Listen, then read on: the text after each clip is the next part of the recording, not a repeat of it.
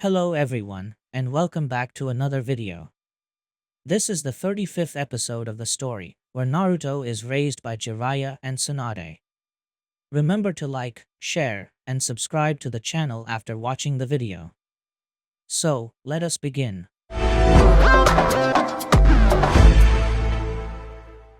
As the war raged on, Naruto and Fu continued their training to master their new Jinchuriki powers. Naruto tried to apply the Rasengan method in order to master the Tailed Beast Ball, but soon he found it wasn't as easy as he believed, since Tailed Beast Chakra was heavier and much harder to shape and mold than human chakra. Given that they were making a very slow progress when it came to transform into Tailed Beast mode, Killer Bee decided to take a different approach to their training, and had them spar using their chakra cloak/armor. His logic was that they needed more time and experience weaving Tailed Beast Chakra so pure, and that once they got enough practice, they'll have less trouble reaching the beast form. Before we run, we must learn how to walk, alright? So let's master what you have before you try to reach a new height, the eight-tailed Jinchuriki had said. And thus, Naruto and Fu spend the next couple days both sparring against Killer Bee in their newest forms, and seeing them train on their own. They had to hold back during the spars, as per the Kumo ninja's warning. Not only they could easily damage the island's ecosystem, but they could hurt Genbu himself. When they trained on their own, Killer Bee encouraged them to push their limits and use their imagination to use their new power in new and creative ways. The better they could mold the Tailed Beast Chakra, the less problems they'll have achieving its full potential. Part of the training also involved using normal ninjutsu fueled by Tailed Beast Chakra, usually aimed towards the ocean. Alright guys, you're doing great, in no time you'll be the best. Killer Bee cheered with a thumbs up. But you've been training all morning, how about a little rest? In response, both Naruto and Fu fell on their butts, and started to pant heavily. Yep, without any doubt, you needed that time out. Anyway, I'm heading to my house to work on a song, though don't think you can slack off, I won't be gone for long. Killer Bee said, before disappearing with the body flicker jutsu. Man, using Tailed Beast Chakra so continuously is so draining, Fu complained. Killer Bee Sensei makes it look easy. He has far more experience than us. I bet we'll be on his level in no time, sis, Naruto replied. Fu raised an eyebrow, noticing that last word. What did you call me? Sis? Yeah. You don't like it? Naruto asked. Well, we aren't related. Not that I wouldn't like the idea of having you for a brother, but it's kinda weird, Fu replied. We did bond a lot over the past few months. Especially since we're Jinchuriki. I like to think of us Jinchuriki as family. We're nine of a kind, we have something nobody else has, something that links us and makes us unique, Naruto began, smiling brightly. Though his smile disappeared, as an expression of bitterness crept up his face. Four of a kind now, thanks to Akatsuki. Don't you mean three? Fu corrected him. I'm not leaving Gaara out, Naruto firmly said. He might not be a Jinchuriki anymore, but he was one for most of his life, since even before he was born. He underwent the same experiences as we did, probably even worse, and thus knows the struggle of having a tailed beast sealed inside you against your will. You have a very high opinion of him, don't you? Fu asked. Yeah. I believe that, even if he wasn't a Jinchuriki, he would still be a very precious friend to me. That's why I like to think of him as a brother as well, Naruto earnestly said. I see. Well, if that's that important to you, then you can call me your sister bro, Fu replied, smiling at Naruto, who smiled back.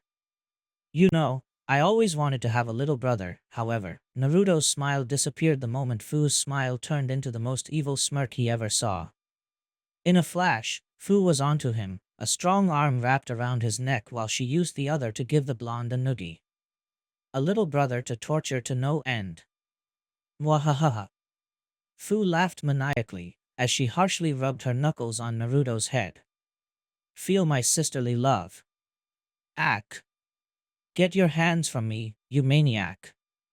Naruto screamed, trying and failing to break Fu's hold, but the green-haired girl was way stronger than him. I changed my mind.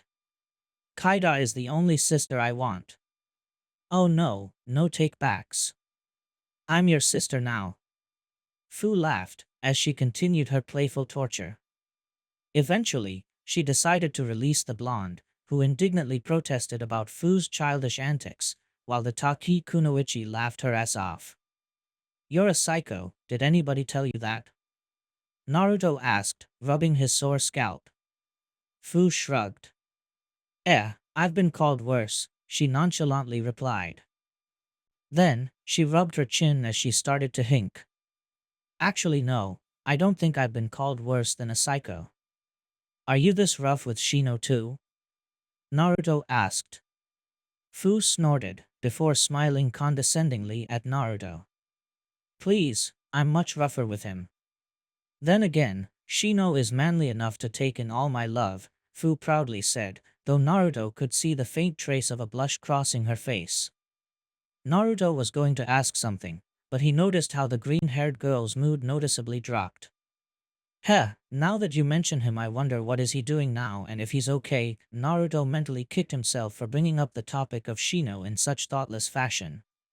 Even if he also missed Hinata and was worried for her, Naruto knew Hinata was powerful enough to take care of any Akatsuki that dared to get close to her, Tonari included. Shino didn't have such power to rely on. Sighing, Naruto sat closer to his fellow Jinchuriki. Hey, don't worry much about him. Shino is pretty strong. Plus, he isn't alone, he has all his teammates covering his back, as well as the rest of the people of the Ninja Alliance, Naruto reassured her. I know, but I still wish I could be there with them, and help them, Fu lamented. We will be there in no time, the blonde said. Though, I think Shino and the others would appreciate if we had faith in their abilities and trust them to be okay. I mean, who would hate if Hinata or the rest of our friends didn't believe that I wouldn't be able to master the power of the Nine Tails? You know what? You're right. Fu said, sounding determined. I need to have faith in them, that they can hold the fort until we get there to help. Well said. I'm sure that they're kicking plenty of ass right now. Land of Frost, goddammit, we're getting our asses kicked by these guys. Kiba complained. The scouts of the Ninja Alliance had discovered another large force of Akatsuki moving towards Kumo.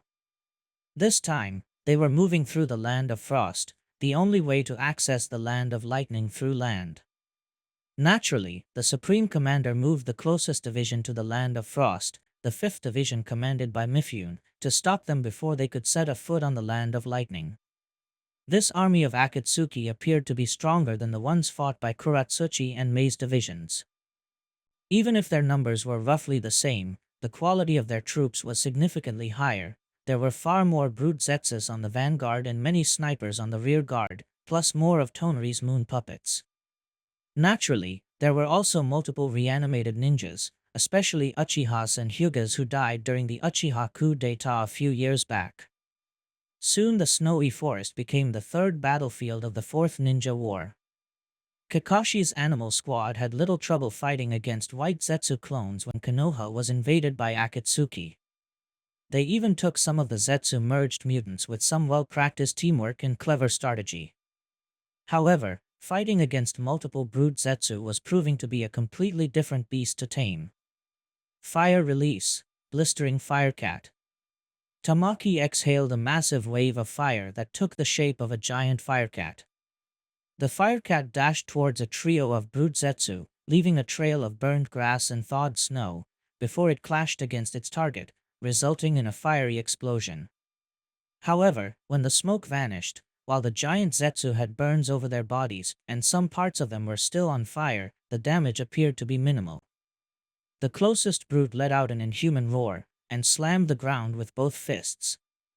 It sent an underground shockwave traveling forward, cracking the ground as it moved, while sending rocks and pebbles everywhere. Tamaki, Kiba, and Shino were unable to dodge in time, and were thrown off balance. Everybody, get up before dash, Kiba said, but he was interrupted when something blocked the sun. Looking upwards, he saw that the two other giant Zetsu were leaping at them, ready to smash them to pulp. Shit, run. The three teens and the one dog managed to run in different directions before they could be flattened by the large artificial humans, who opened a large crater when they violently landed down, sending a shower of rocks and pebbles in every direction. Soon, they were joined by the first one. Our normal jutsu won't work against these variant of Zetsu. Their strength and durability are simply out of the ordinary, Shino observed. A swarm of beetles emerged from under his shirt and started to surround the giant Zetsu. However, it seemed they were unperturbed by the Aburame's attacks. Not only their skin and muscles protects them from external attacks, but their regeneration allows them to heal the attacks that do harm them. Look, the burns caused by Tamaki-san's jutsu have already disappeared. Once again, the Zetsu brutes charged towards the three Konoha ninja, their booming footsteps making the ground shake a little. Then what the hell are we going to do to beat them? Tamaki asked, as she dodged a brutal punch that opened another crater in the ground. Yeah, I refuse to rely on the werewolf form so early into the battle. Kiba complained, with Akamaru barking empathically, as they tried to blindside a brute. Especially with such unworthy enemies. Like I said before, if external attacks won't work, then you should rely on internal attacks instead, Shino said, while making a hand seal. Aburame's secret art, parasitic giant beetles. Suddenly, the brute Zetsu fighting against the animal squad stopped on their tracks and started to scream in pain as they clutched their bodies. Then, Kiba and Tamaki watched in horror as gigantic beetles burst from their bodies, ripping them apart from the inside. Despite being enemies, it was such a gruesome display. Kiba and Tamaki were green around the gills. What was that? Tamaki managed to ask. An improvement, Shino laconically replied, though he then decided he should elaborate. In the past, I used my own chakra to enlarge my beetles. But now, I instead introduce the beetles inside the enemy's body, and have them drain their chakra instead to grow. The fact that their growth also destroys the enemy's body from the inside is an added bonus. Man, that's fucked up, Kiba said. Remind me not to get on your bad side again, Shino, Tamaki said, laughing nervously. Do not fret. I would never use this jutsu on a comrade, Shino said upon perceiving their uneasiness. With a hand seal, the giant beetles stood to attention for a second, before launching themselves against a nearby group of normal white Zetsu clones. Their screams soon filled the air.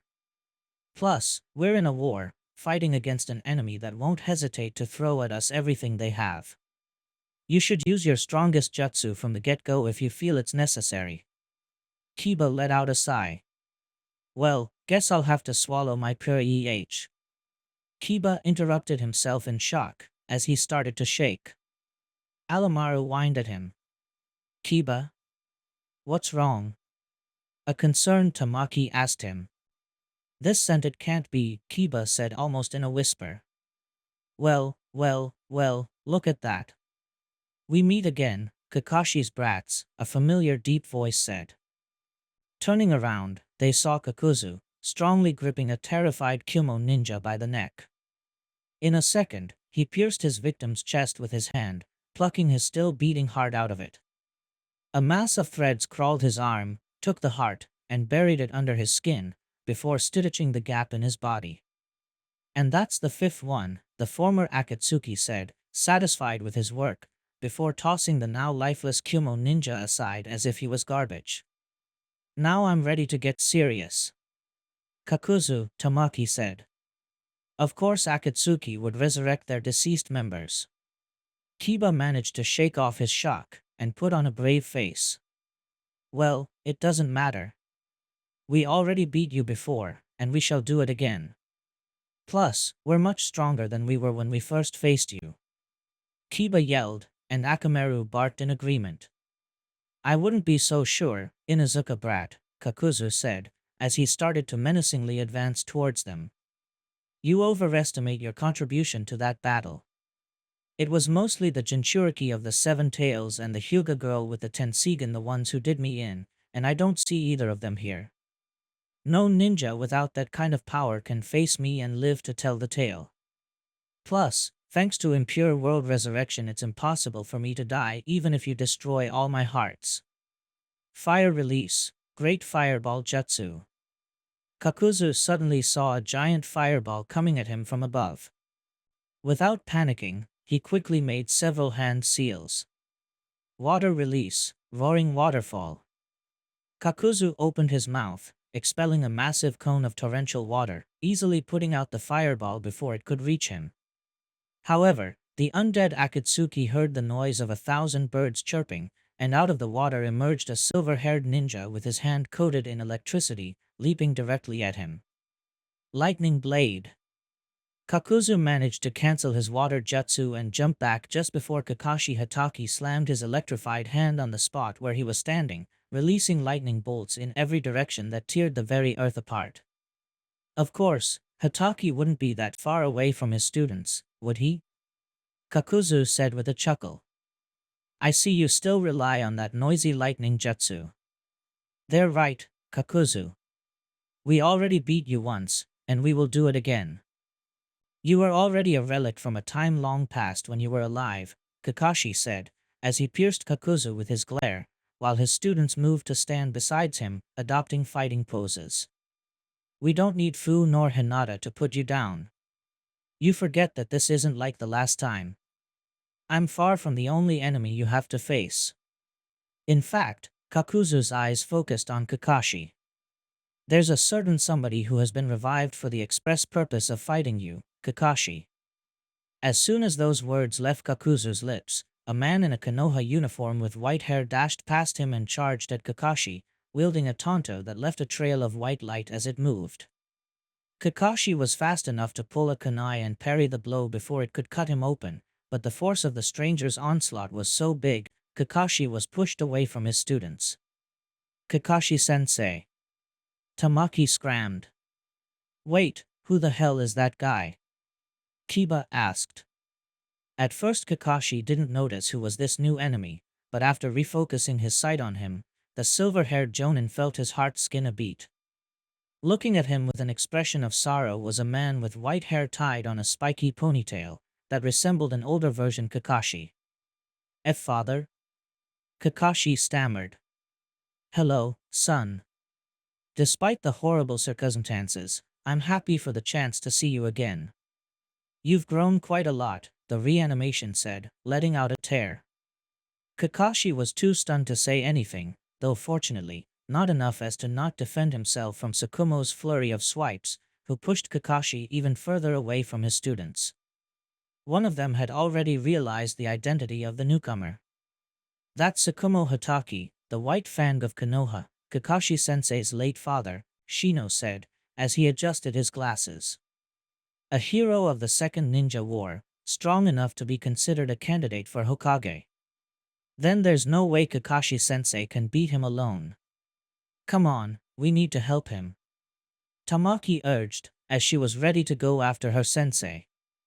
However, before either she or her teammates could move any further, their way was cut by two of Kakuzu's masked monsters landing in front of them, and another two to the sides, leaving them surrounded.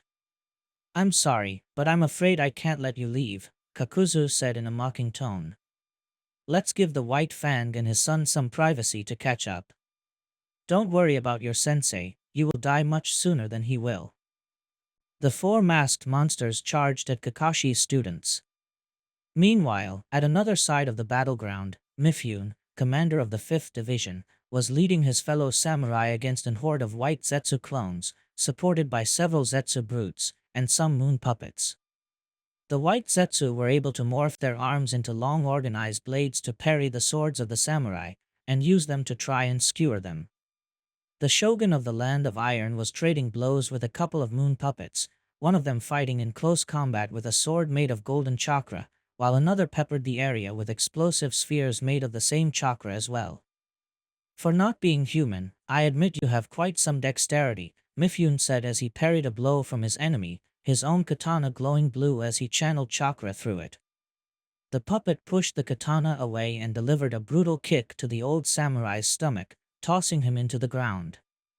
The second puppet conjured a cluster of golden chakra spheres and made them rain over the fallen samurai. While Mifune was old, he was far from defenseless. Jumping back to his feet, he fell back as he parried the golden blasts he was unable to dodge in time. Several samurai, who were seeing their leader in trouble, tried to offer him some assistance, but were stopped by the multitude of white zetsu littering the battlefield. Mifune-sama is in trouble. Whoever can help him, do so. A samurai captain, who stood out by his blood-red armor, called while he delivered a swing of his chakra-enhanced axe at a zetsu brute. No. Your help is appreciated, but not needed. Samurai, you have your duty, and protecting me is not part of it right now. Mifune cried, as his sword started to glow brighter as more chakra was channeled through it, while the puppet swordsman dashed at him. Akatsuki needs more than this unworthy foe to bring me to my knees. Mifune rushed forward, ready to meet the enemy. When he was close enough, but not enough for his enemy to strike him, he delivered an horizontal swing. Dancing blade risk. There was a brief but intense flash of light, and Mifune appeared between the two puppets, who stopped on their tracks. Then, after a few seconds, both human-shaped machines crumbled down into a pile of sliced parts. Amazing, a nearby samurai thought. By releasing the chakra channeled into his sword in the shape of a thin wave, Mifune-sama can slash down an enemy out of the reach of his sword with the same force as if it was in striking distance. He was right, we shouldn't worry about his well-being. Mifune proved this line thought true when, in a single swift swing, managed to slice to pieces more zetsu, this time, the normal variant, who lunged at him from multiple directions. However, the next enemy Mifune would have to face would prove to be more challenging than the weakest variant of White Zetsu clone. Fire Release, Phoenix Sage Fire Jutsu. The old samurai managed to jump back just in time before several small fireballs rained upon the zone, exploding as they touched the ground, but the attack didn't stop there. From the smoke, multiple shuriken emerged, flying at Mifune, making a metallic whirring noise. Channeling more chakra into his katana, the shogun of the Land of Iron spun his blade, deflecting the steel stars. As the smoke created by the fireballs started to vanish, Mifune raised his katana in a defensive stance, as his opponents came into view and looked at them with a critical eye. His two new foes were a pair of men, one in his 20s and another good 15 years older, both wearing a ninja uniform that looked like that worn by Konoha ninjas, except the flak jacket was black instead of green, and the crest on the forehead protector was a fan rather than Konoha symbol. Still, the red color of the Sharingan, made even more visible by their black scaras, was a dead given for their identities. Uchihas, Mifune said, mostly to himself. Yeah, it seems that this is our punishment for following that shit Fugaku's lead and try to overtake Konoha, the younger Uchiha said. Not only we wasted our lives, but we aren't even allowed into the afterlife either. Do not disrespect our leader that way, the older Uchiha chided his younger counterpart. Fugaku-sama always wanted the best for the clan, and acted accordingly. And that worked so well for us, did it? The younger Uchiha snapped, before he felt his body tensing up. He looked at Mifune. Whoops. Sorry, old man. Nothing personal, I don't know who you are, in fact, you don't even look to be a ninja, but whoever's controlling my body wants you dead. You should know that, no matter how much you harm us, our wounds will heal in mere moments, the older Uchiha reminded him. If you value your life, you should try to flee. Thanks for your advice. Your concern for my well-being is appreciated, but it won't be necessary, Mifune said, as he prepared for the inevitable charge. Do not worry, soon you'll be back to the place you belong to. In a blur, the older Uchiha pulled a kunai and dashed at Mifune, who parried the surprisingly powerful blow in time. Don't look into his eyes, the shogun reminded himself, recalling everything he knew of the now near-extinct clan. As he struggled against the older Uchiha in a blade lock, Mifune noticed that the younger one had leaped above him, wielding a kunai on each hand, ready to strike him from above. He tried to disengage and fall back, but his opponent was skilled enough not to let him to. Sorry, old man, but this is ARGH. The younger Uchiha, still mid-air, was interrupted when a black sphere with a faint purple gleam smashed into his arm, tearing it from his body. 3 more spheres followed the first one, each blowing a hole in his body, tearing it to pieces. The orbs then flew at the older Uchiha, carefully maneuvering around Mifune, destroying the zombie's arms, heads, and finally body. Neither Uchiha regenerated. These are the so-called truth-seeking balls, Mifune said in realization.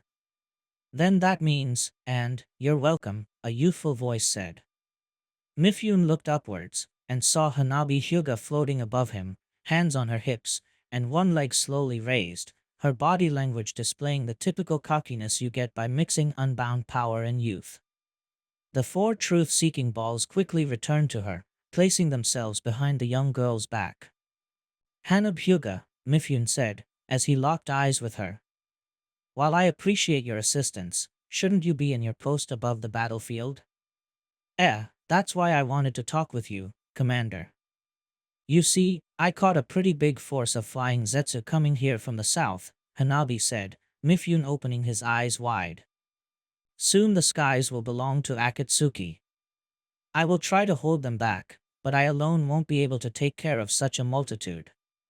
They'll be here in a few minutes, so you should use that time, little as it is, to prepare a way to deal with them. Do not worry, young Hanabi, we already foresaw this situation. For the time being, return to the skies and try to eliminate as many airborne enemies as your capabilities allow you, the wizened samurai said. After the first battle, Jiraiya and the rest of advisors decided to formulate a counter-strategy to curb Akatsuki's newfound aerial superiority. Once it was done, every commander, Mifune included, was told to alert HQ if Akatsuki deployed their air force again. Aye, Commander, Hanabi said, before returning to the sky. Somebody contact the communication officer and send an urgent message to HQ. Mifune bellowed, catching the attention of several nearby ninjas and samurai. Akatsuki is sending their air force against us, so be prepared. Yes, Commander, a chorus of voices replied. For the next few minutes, the battle continued normally, when suddenly a chain of explosions shook the ground, sending both allied ninjas and samurai as well as white Zetsu clones flying in every direction. And from the cloud of smoke raised by said explosions emerged a man that Mifune knew too well. A man wearing an old-fashioned Amigakure uniform, the lower part of his face obscured by a respirator. His hands were carrying a menacing-looking kusarigama. Ah, samurai, the masked man said. This certainly brings out memories. Hanzo, Mifune said, almost in a whisper. Ninja Alliance HQ, Hokage-sama, we have a report from Mifune of the 5th Division. Santa Yamanaka, the HQ's communication officer, Yeller. The man was sit down with a helmet that had multiple cables connected to it, whose purpose was to amplify the Yamanaka's mental powers in order to enable long-range telepathy for communication. What is it? Jiraiya asked, though he already could imagine what it could be. A large group of the winged variant of white Zetsus have been spotted moving towards their position, Santa replied. They're also supported by many moon puppets riding on flying mechanical bird-like creatures. Just like the other time, Akatsuki will want to end this battle through aerial superiority, Anoki guessed. The last time, it wasn't enough. But this time, the ground forces our ninjas are fighting are much stronger and numerous than the first battle with Kuratsuchi's division, Shikaku guessed. There's only one ninja in that division that can fly, Hanabi Hyuga. And while the girl is one of our most powerful ninjas, not even her will be able to face or even hold such a numerous enemy on her own. This may tip the balance in Akatsuki's favor. Jiraiya smirked confidently. Fortunately, I already devised a counter-strategy for this, since I knew it would happen again. Santa, contact Suzumabachi. Tell her to move her division to support Mifune. Wait, Chio interrupted. Did you create another division? And you handed it to that girl with the bees? Indeed. We believed she was the most suited person to lead it, Ao intervened. Other than Conan, but we don't want a former Akatsuki in a position of power. What kind of division? How it is going to be of help here? Anoki asked. Jiraiya's smirk widened. Easy. We'll counter Akatsuki's air force with one of our own. Back in the land of Frost, Kakuzu watched as his masked monsters attacked Kakashi's 3 students from 4 different sides, pelting them with fireballs, air blasts, streams of water and lightning bolts. So far, they did a good job dodging them, but the creature's attack was so relentless that the 3 young ninja were unable to strike back. From time to time, whenever Kakuzu saw an opening, he'll try to land a hit, though they were agile enough to dodge them. I might be immortal now, but unlike that fool Haydn, I'm not going to let it turn me into a reckless idiot. Reanimations might not be able to die, but they can be sealed if they're weakened enough. Though, speaking of Haydn, Kakuzu thought. Hey, brats, what happened with Haydn? Despite being harassed by many sides by Kakuzu's creatures, Shino took the time to answer the undead Akatsuki. Your partner fell at the same time you did. We might have not been able to put him down for good like we did with you, but we found a way to incapacitate him permanently, Shino explained as he dodged a pressurized stream of water, which grazed his hood, leaving a small cut. Kakuzu let out a sigh. Somehow, I found that easy to believe. That idiot wouldn't last a second without me holding his hand. Anyway, that's in the past and so will you soon enough, the undead ninja threatened, before bringing his hands together and forming a hand seal. Suddenly, 2 of the masked creatures jumped away, while the other 2 placed themselves in front of Kakuzu and opened their mouths.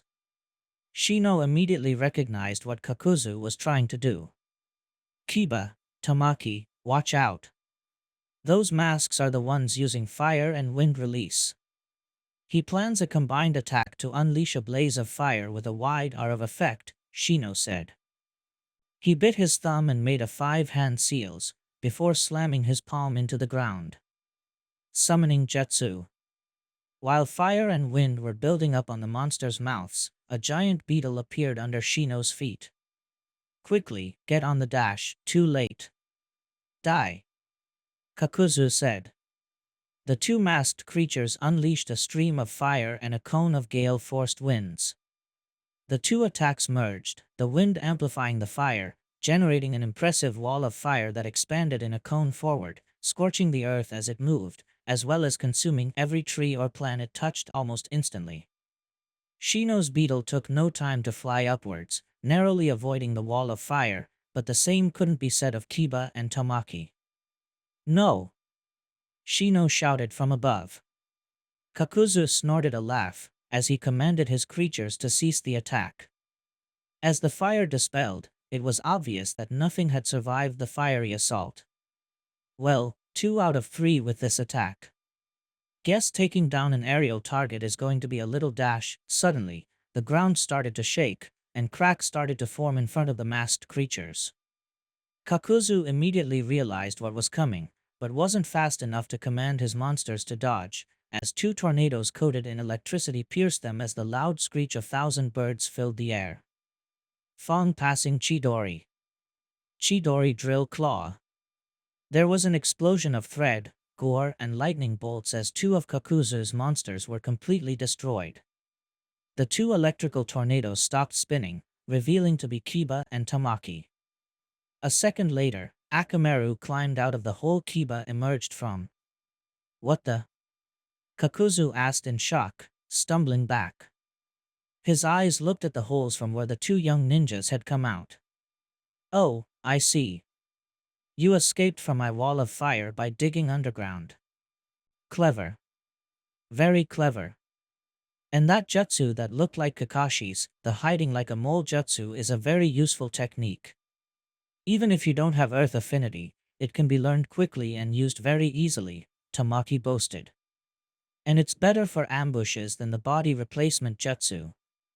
And yeah, the Chidori can't be used unless you have a Sharingan or something to avoid the tunnel vision thing, Kiba continued. But guess what? The Chidori is perfect to add more edge to our physical jutsu. It won't work as an assassination jutsu anymore, but who cares? We're in a war, not infiltrating some closed place. I can't believe I lost 2 hearts so soon to you two again, almost using the same jutsu you did the first time. Kakuzu's 2 remaining monsters jumped back to him, standing at each side.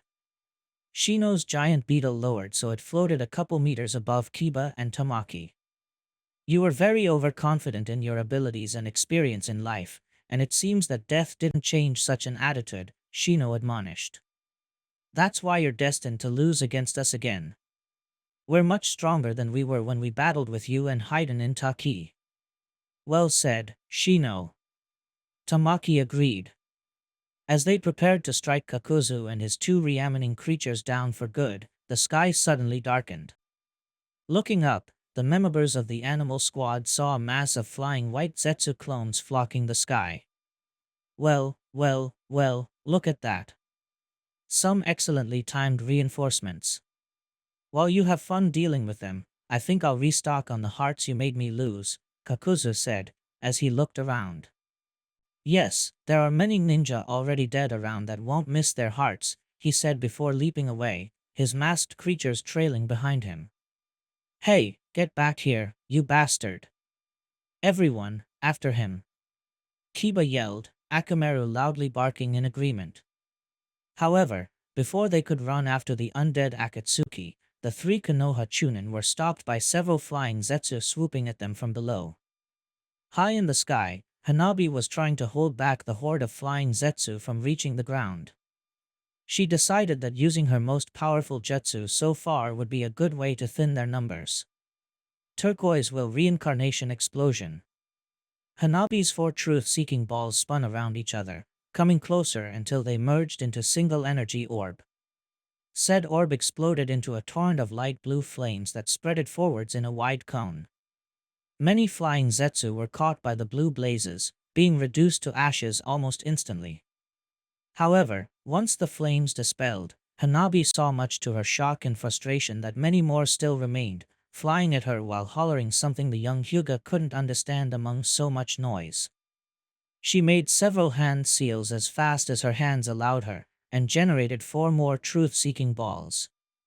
Despite the Tensigen coming with a rather hefty and welcome expansion to her chakra pools, Tensigen Jutsu consumed a heavy amount of chakra, and weren't something that could be spammed endlessly.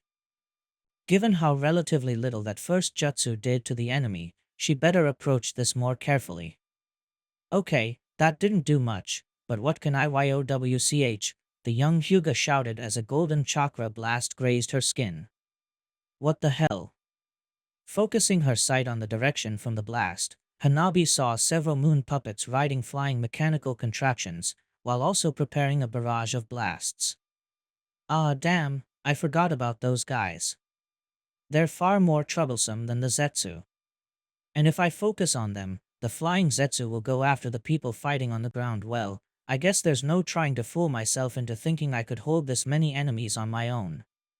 Merging 2 of her 2 truth-seeking balls, she formed a shield shaped like a dome in front of her, and flew towards the incoming moon puppets, who greeted her with a storm of golden chakra blasts.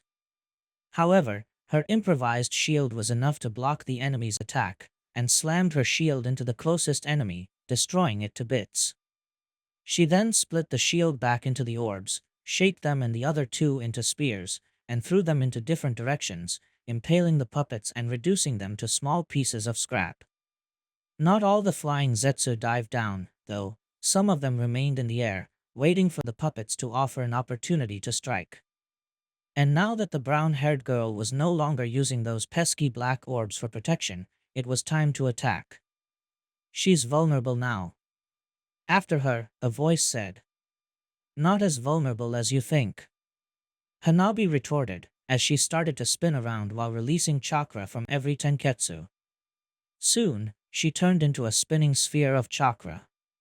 Heavenly spin. The Zetsu unfortunate enough to be close to her were blown away with an incredible force, as if a giant hand swatted a mosquito.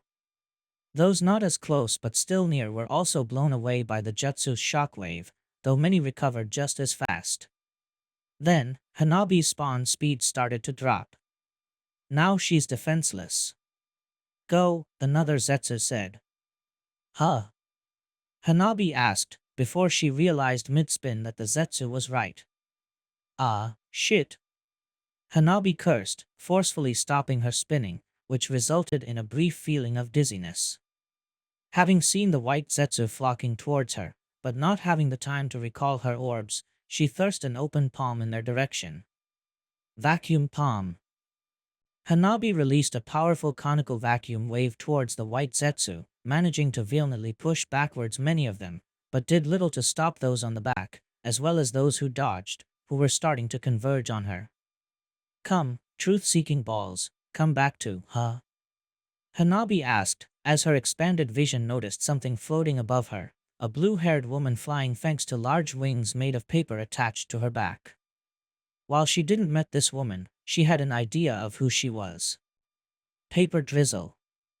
The blue-haired woman flapped her wings once, unleashing a massive storm of razor paper darts, thrown with such accuracy that while they hit every Zetsu close to Hanabi, which was torn to shreds, Hanabi was left completely untouched.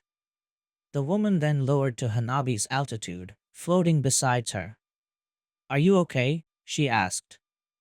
"Yeah, thanks for the assist," Hanabi replied, looking a bit uneasy.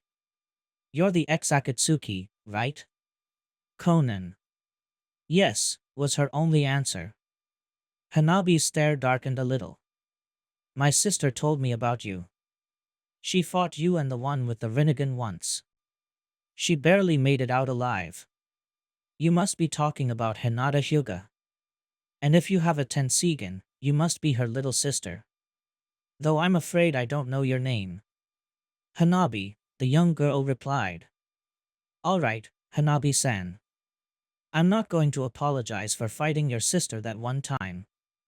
The two of us fought for what believed was right, and she wouldn't have hesitated to kill me if she had the chance. I do acknowledge that she was on the right side, and I do deeply regret the lives I put to an end, or helped others to end," Conan said, before fixing the young Hyuga with an unreadable stare.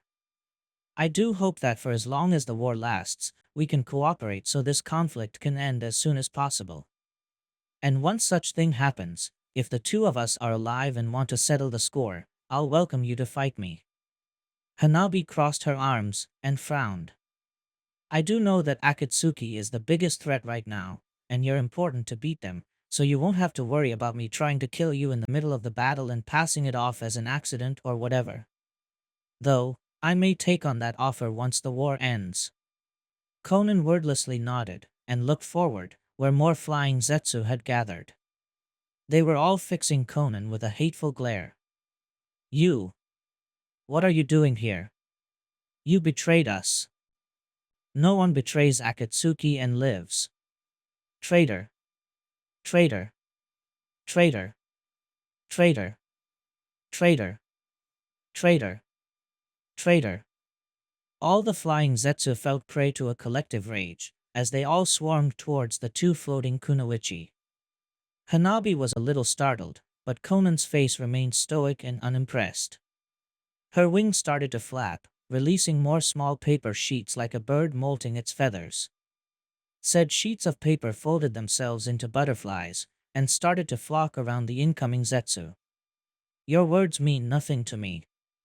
You're just disposable mooks, your fate sealed since the moment you were born," Conan said, making a hand seal. "Now perish." The origami butterflies glowed for a second, before they exploded. For almost 2 minutes, Conan unleashed a chain of uninterrupted explosions.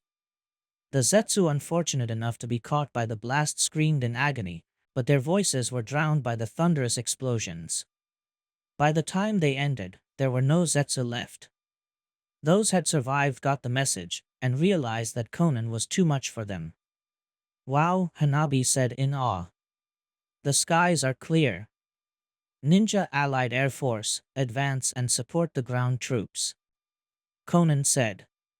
It was that moment when Hanabi noticed a large group of ninjas approaching from behind, some of them riding giant beetles. He could tell those were Aburames, given their appearance, clothing, and of course, the shades, others giant bees, while others rode different flying animals like a bat, a pelican, a dragonfly, and so on.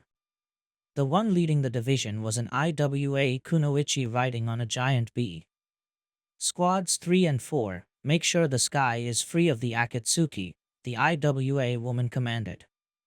Everybody else, follow me, do not lag behind. That goes for you, Aburames. Despite the woman's orders, Conan made no attempt to follow her. Instead, she looked at Hanabi and asked, I know for a fact that Hanzo of the Salamander is here, raised as an undead. Hanabi-san, can you do me a favor and locate him? I imagine you do know what he looks like. Sure, Hanabi said, as her Tensigan scanned the battlefield, and in no time, he found him. Got him. He's on the western part of the battlefield. He's fighting Mifune-sama and a few of his samurai. Understood, thanks for your assistance, Conan said with a nod, before he diving towards the direction Hanabi said. Hanabi pondered for a second what she should do now, if staying in the air, or go down and try to permanently destroy some of those reanimations. Her eyes caught the portion of the Air Force that IWA woman left there, facing against several flying white Zetsu and even more moon puppets. Those guys are going to be big trouble if we don't deal with them quickly. The people below can take care of the ground forces, Hanabi said, making her mind, before flying to assist her fellow allied ninjas. Water release, water cutting sword. The snow around Shibuki quickly melt, turning into water, before gathering on Shibuki's hand, taking an elongating shape, before it formed a sword, just in time as a Zetsu with blade-like arms dropped from above.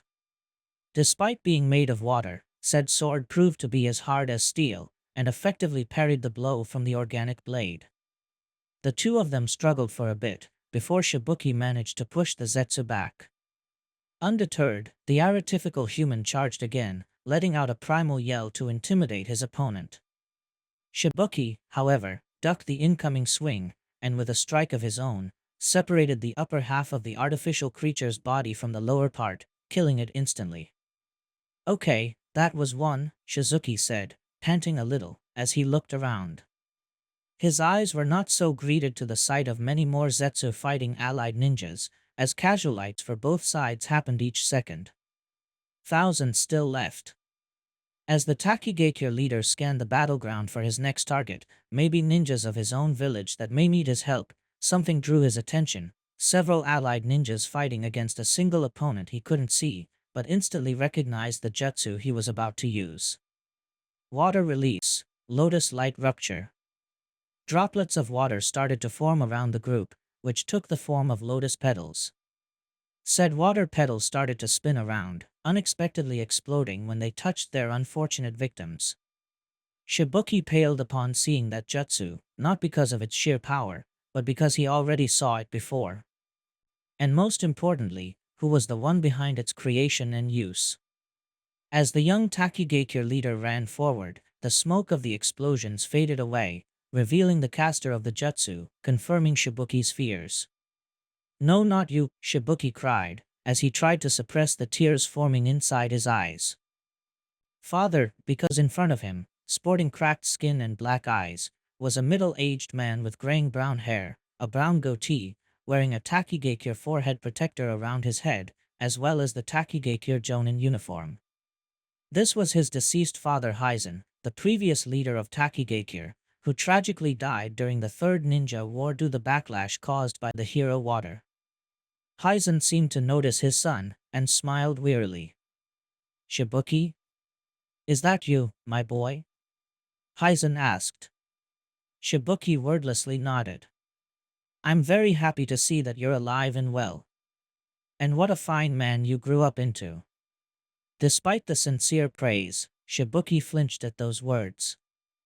I tried to be a strong ninja like you, father, Shibuki began. And to be a strong leader as well. But Hizen's eyes widened, as a blade of water formed in his hand, and dashed towards his son. Watch out, boy. Fortunately, Shibuki still had his water blade, and managed to parry the blow just in time. Father and son traded more blows, though it was obvious that Hizen was both the stronger and more skilled of the two, as evidenced by Shibuki being pushed back with each strike. You're a strong ninja, son. And I'm sure that you'll eventually surpass me, Hizen encouraged. Sadly, that's not true. I'm too weak and a horrible leader, Shibuki said. Akatsuki attacked our home and ravaged it to the ground. No! Hyzen shouted in horror. Is Taki truly gone, then? Shibuki shook his head. We managed to retake it and began its reconstruction, but we were unable to do it without Konoha's help. We needed somebody else to fight our battles and deal with our enemies. Son, do not be afraid nor ashamed of asking for help when an enemy proves to be too much for you alone to beat, Hyzen said, as he continued his onslaught. The safety of Taki's people should be your first priority. Did asking Konoha for help prevented unnecessary deaths? Shibuki wordlessly nodded, as he did his best to parry his father's attack. During one of his blows, Shibuki instead moved to the side, letting his undead father trip forward. Hyzen tried to regain his balance, but Shibuki landed a powerful hit to the side of his face, sending the gray-haired man bouncing against the ground. Taking advantage of this moment of helplessness, he weaved several hand seals. Water release, water shuriken. The snow around him turned into water and gathered in the shape of spinning shuriken. Hyzen managed to get back on his feet and dodge some of them, but several found their marks, leaving large gashes on his shoulder and legs. However, said wounds took no time to close. I know the people of Taki are important, father, but what will the world think of us if we're so helpless? Shibuki asked. How can I help the people of Taki if I keep our village weak? A weak village can become strong later on. A destroyed village will remain a forever ruin. Hyzen angrily snapped back as he started to make hand seals. Son, you know the next jutsu I'm going to use, so I pray you're able to counter it. I don't want to see you die, by my own hand no less. Water release, lotus light rupture. Droplets of water started to form around Shibuki, spinning around him as they took the shape of lotus petals. Fortunately for the young village head, he knew what to do in order to protect himself from such attack. Water release, water tornado. A twister of water formed around Shibuki just in time before the water lotus petals exploded, shielding him from the chain of blasts. When the tornado of water receded, Shibuki wasn't any worse for the wear.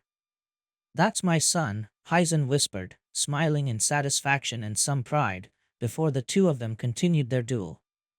As Kakashi and Tsukumo engaged in their own personal duel, they started to move away from the main battleground little by little. The two white-haired ninjas took the fight above the ground, jumping from one tree branch to another, trading punches, kicks, bladed strikes, and sometimes ninjutsu. After Kakashi parried yet another blow from Tsukumo, the two of them landed on a nearby branch each. Kakashi braced for his father's next attack, but it didn't come. Even as a boy, you were such a strong and talented ninja, Kakashi, Tsukumo replied. I always wondered just how strong you'd be when you reached your prime. I'm glad I got to see it, even if it's in such wretched situation. Then it's good to see that at least one of us sees the bright side of this situation, father, Kakashi replied. I was praying that Orochimaru wouldn't bring you back, but given your reputation and skill, it was a fool's hope. No hope is ever foolish, son. Losing hope is, Tsukumo replied. You're not the best one to talk about losing hope, father, Kakashi replied, as he started making hand seals. If Tsukumo wouldn't attack him, then he'd take the initiative. Fire release, Great Fireball Jutsu. Calling forth the Uchiha clan's signature attack, Kakashi breathed a massive fireball at his opponent. Tsukumo's reflexes didn't let him down, and prepared another attack to counter it. After making the hand seals, he brought his hands together, the two index fingers pointing forward, as they crackled with electricity. Lightning release, Piercing Light Spear. From the tip of his fingers, Tsukumo fired a lightning bolt that flew in a straight line forward, piercing the fireball, making it burst into dozens of harmless embers, before continuing forward. However, he saw that his son was nowhere to be seen. So, the fireball was just a distraction, huh? Tsukumo thought, as his body tensed up, bracing for the incoming attack. Now where did he Without even turning around, Tsukumo thrust his tanto backwards, channeling chakra through it in order to increase the range of his blade, which indeed stabbed into something. I hope that wasn't the real you, son, Tsukumo said. To answer his question, Kakashi started to crackle, before he exploded into a burst of lightning, coating Tsukumo in electricity. He tried to move, but the electricity severely impaired his movement. Tsukumo managed to bring his hands together and form a hand seal. In an instant, the electricity coating his body moved onto his tanto, forming a blade made of lightning, and swung it upwards, just in time to parry Kakashi's lightning-enhanced kunai strike, resulting in an explosion of lightning bolts that sent both men flying into opposite directions, both landing onto the cold ground below on their backs. The two of them both jumped onto their feet, and got ready to continue their clash. You know, son, I have the feeling that you're not very happy to see me, Tsukumo said, sounding a little sorrowful. And I don't mean being forced to fight against me. What I feel right now is irrelevant. All that matters is that I need to put you down, since your existence is a threat to the Ninja Alliance, Kakashi said, lifting his forehead protector covering his left eye, revealing his Sharingan. Tsukumo's eyes widened upon seeing it. Until now, I was merely probing you, testing your strength. The real fight begins now, father. And, after banishing the torrent of conflicting emotions to the back of his mind, Kakashi charged towards his father, ready to send him back to the place he belongs. Come on Akamaru, let's go. Human-beast combination transformation, Berserker Werewolf. Let's do it Hina. Human-beast combination transformation, Cat Warrior. Kiba and Tamaki merged with their animal companions, and after a brief burst of smoke, their human forms were gone, replaced by their animal-like forms. Wasting no time, the two teens leaped forward, ready to rip the flying Zetsu to shreds. Hey Tamaki, Kiba said, as he teared the wings from a particularly unlucky Zetsu clone. I bet I can kill more of these things than you do. The cat Kunoichi wasn't somebody to leave such challenge unanswered, especially if it came from her long-time rival. Oh, you're on. The corpses of the white Zetsu clones started to pile around them as they fought with all their strength. Watching from above, Shino shook his head upon seeing how his teammates once again made light of a dire situation for the sake of one-upping the other. Then again, given their drive and the gusto they were slaying Zetsu clones with, maybe that was a good thing. Guess I can stop worrying about them, and focus on the enemy at hand, Shino thought. With a hand seal, he directed his remaining giant beetles to fight against the flying white Zetsu surrounding him. Several tried to attack him from multiple directions, but Shino already had a way to counter them. Spreading his arms, swarms of beetles emerged from under his sleeves, and started to fly around him and his giant beetle, almost like forming a protective barrier. I'm sorry, but you won't be able to land a solid hit on me no matter where you attack me from. Such boast proved to be his undoing, as something from below violently hit his giant beetle, causing it to lose balance and accidentally drop Shino to the ground. While the wasn't flying so high to worry about the fall harming him in any serious way, it still hurt. Ugh, I dropped my guard, Shino chastised himself, as he adjusted his shades, while getting to his feet as quickly as he could. He was in a very vulnerable position. He scanned the battleground to see how it had taken him down, and found his answer when he saw Kakuzu with his right arm raised, just as his right fist reattached itself to it. I grew to hate airborne targets. I also grew to hate the people that were involved in my death, Kakuzu said with an angry snarl, as his two reanimating monstrosities landed beside him. And guess what, you happen to be both. Without having to ask for help, Shino's summoned beetle instantly dived from above towards Kakuzu. And without Kakuzu having to order them to do it, his remaining masked monsters released a torrent of water and a storm of lightning bolts, forcing the oversized Coleopterus to change course and fly away in order to avoid the attacks. You know, I always felt that people who held grudges were fools, that let petty revenge get in the way of the truly important things in life, like wealth, Kakuzu began, as he started to advance towards Shino. But given my current state, I think I'm going to indulge into revenge just this time. You'll be a good starting point. Then, the mutt and the cat girl. I shall present your decapitated heads to Kakashi. If he survives his encounter with his father, that's it. Shino took a step back and made a hand seal. Kakuzu raised his arm again and fired his hand at Shino. I know you're a ranged fighter, hence the first order of business is to bring you to hand distance. Kakuzu said. Thousand Bee Stings Jutsu. Suddenly, multiple razor-sharp stings rained over Kakuzu, forcing the former Taki ninja to jump back. He managed to harden his skin in order to make sure the surprise attack didn't harm him, but his jutsu didn't extend to the threads holding his body parts together, and the threads connecting his arm and forearm to the rest of the arm were severed, leaving him one-armed. Damn it! What the hell was Dash? Suddenly, Kakuzu found himself staring at a gigantic bee, with a smirking Iwa Kunoichi riding on its back. Before Kakuzu had time to react, the bee opened its jaws, releasing a torrent of sticky honey that left the undead ninja pinned to the ground. Thankfully, his masked monster sensed their master's plight, and quickly went to aid him. Unfortunately for them, the newcomer wasn't going to let them release her prey. Sorry Kakuzu, but that's not gonna happen. I read your entry of the bingo book, and I know about those things you create with the heart of your enemies, the giant bee rider said as she made several hand seals. Bee Bomb Jutsu. Suddenly, a swarm of bees appeared out of seemingly nowhere, split in two groups and flew towards the incoming masked monsters. Both Shino and Kakuzu realized that most of the bees were carrying explosive seals. Kakuzu tried to order his minions to turn back, but it was too late. The bees latched onto them, and the Iwa ninja triggered the explosive tags. Kakuzu's monsters were engulfed by a multitude of explosions, reducing them to charred remains. Before anything could happen, Shino rushed towards the trapped Kakuzu and placed several chakra-suppressing sealing tags onto the honey trap, which would ensure that the former Akatsuki would be able to brute force the way out of the trap.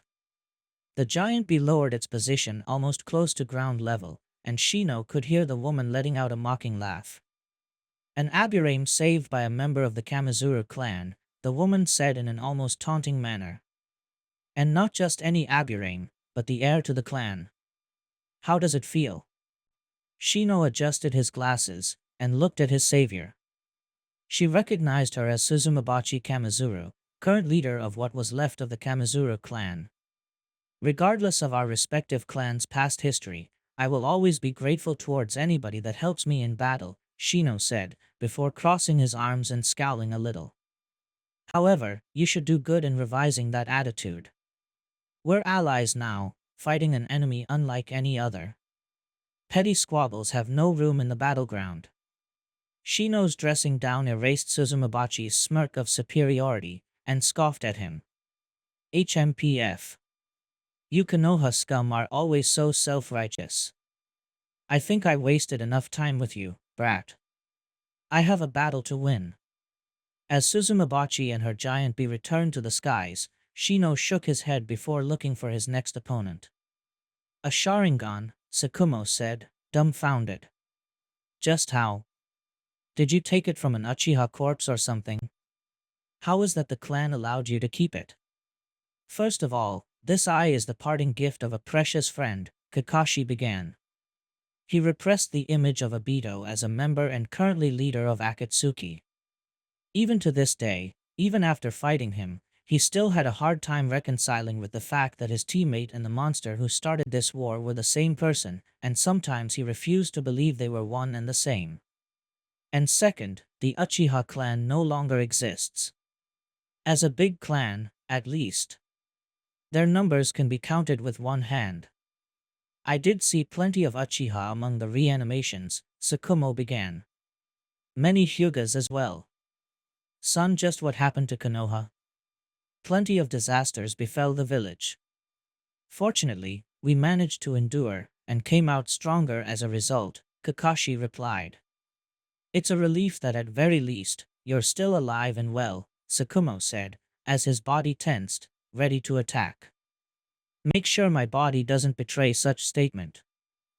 Sakumo leaped forward, his tanto leaving a trail of white light.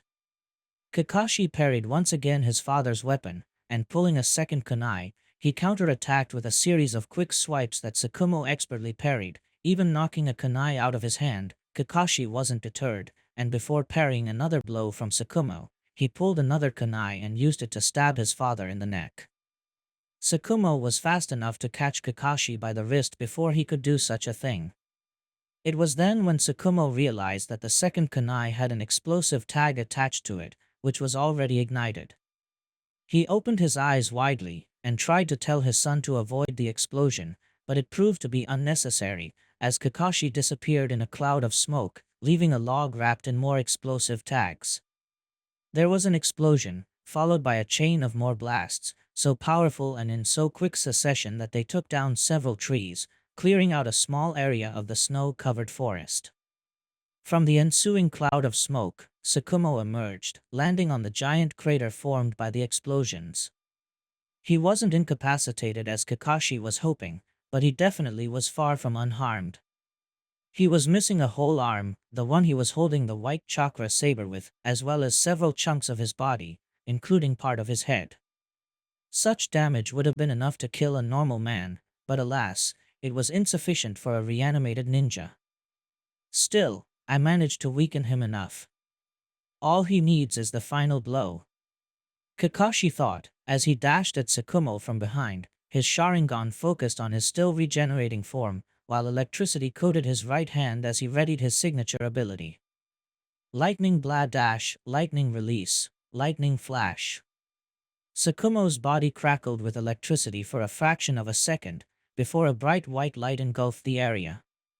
The effect was even worse for Kakashi given his Sharingan, and instinctively stopped, canceling his jutsu, and closing his eyes shut, but still getting ready for a counterattack as long as his blindness lasted. He was able to use that jutsu without using hand seals, Kakashi thought, as he gritted his teeth under his mask.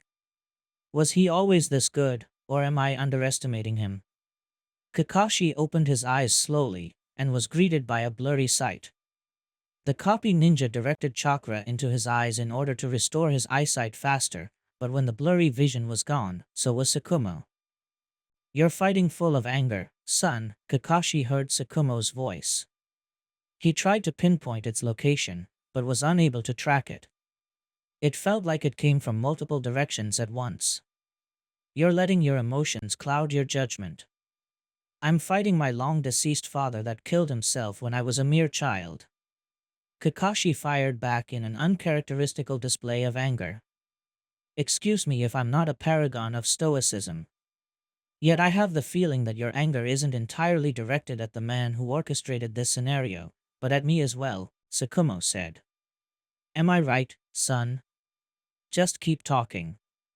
That way I can track your position better and end this charade already, Kakashi said, as he nervously looked around, trying to predict where Tsukumo's attack will come from. Lightning Release, White Fang. Sensing the faintest breeze of air behind him shift, Kakashi turned around as he channeled electricity through a kunai, parrying a sword made of pure electricity that was being channeled through a kunai. Tsukumo managed to overpower Kakashi and push him back, before delivering more swings. While the copy ninja managed to dodge them all, his flak jacket got a few cuts. His specialty was close combat. I can't beat him in that area. I need to put some distance. Let's raise a wall and no, not a wall, earth jutsu is awful to counter lightning, though there may be something, Kakashi thought as he continued to jump back from Tsukumo's swipes. He realized much to his first ration that his father was only using one arm, while the other was still regenerating. I can't let him push me into the defensive. Earth Release, hiding like a mole jutsu. The moment Kakashi's feet touched the ground, the quickly sank into it as if it was made of water rather than solid matter. Not that such a just was going to stop Tsukumo. I'm afraid that's not going to be enough, son. Lightning Release, White Fang Wolf Bite. Tsukumo sadly said, as he slammed his lightning sword into the ground, releasing a mass of lightning bolts in every direction, breaking the ground and releasing rocks and pebbles in every direction. Among the objects launched into the air, Kakashi was among them, However, the copy ninja wasn't as surprised as one would expect, probably because he was already expecting his father's reaction. While mid-air, he made several hand seals. Fire release, Phoenix Fire Sage Jutsu. Kakashi breathed a volley of fireballs from above towards his father, whose torn arm finished regenerating. Grabbing the kunai with both hands, the lightning sword it was projecting grew in length, and started to spin it so fast, it looked like a disc of light. The spinning lightning sword created a makeshift shield that deflected all the fireballs that would have hit him. Just as expected. And while he's doing that, he can't see me, Kakashi thought as he rushed towards him, making hand seals. His hand crackled with electricity as the screech of 1,000 birds filled the air. Now, it's just a matter of landing a strike. Lightning Blade.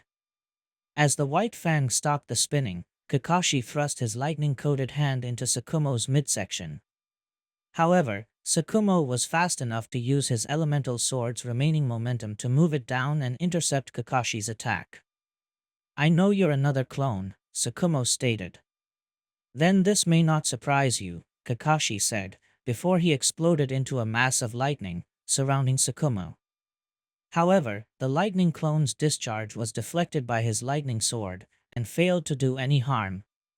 That second, the ground around Sakumo started to rumble, and 3 Kakashis emerged from the sides and behind him, all 3 of them with another lightning blade already prepared, ready to impale him from 3 different sides. However, Sakumo didn't become a living legend by letting himself fall prey to such ambushes. Displaying an amazing, almost inhuman speed, Sakumo started to spin around his feet while pulling a second kunai with his other arm, generating a second lightning sword through it. When Kakashi and his clones landed their strikes, all they hit were Sakumo's elemental swords.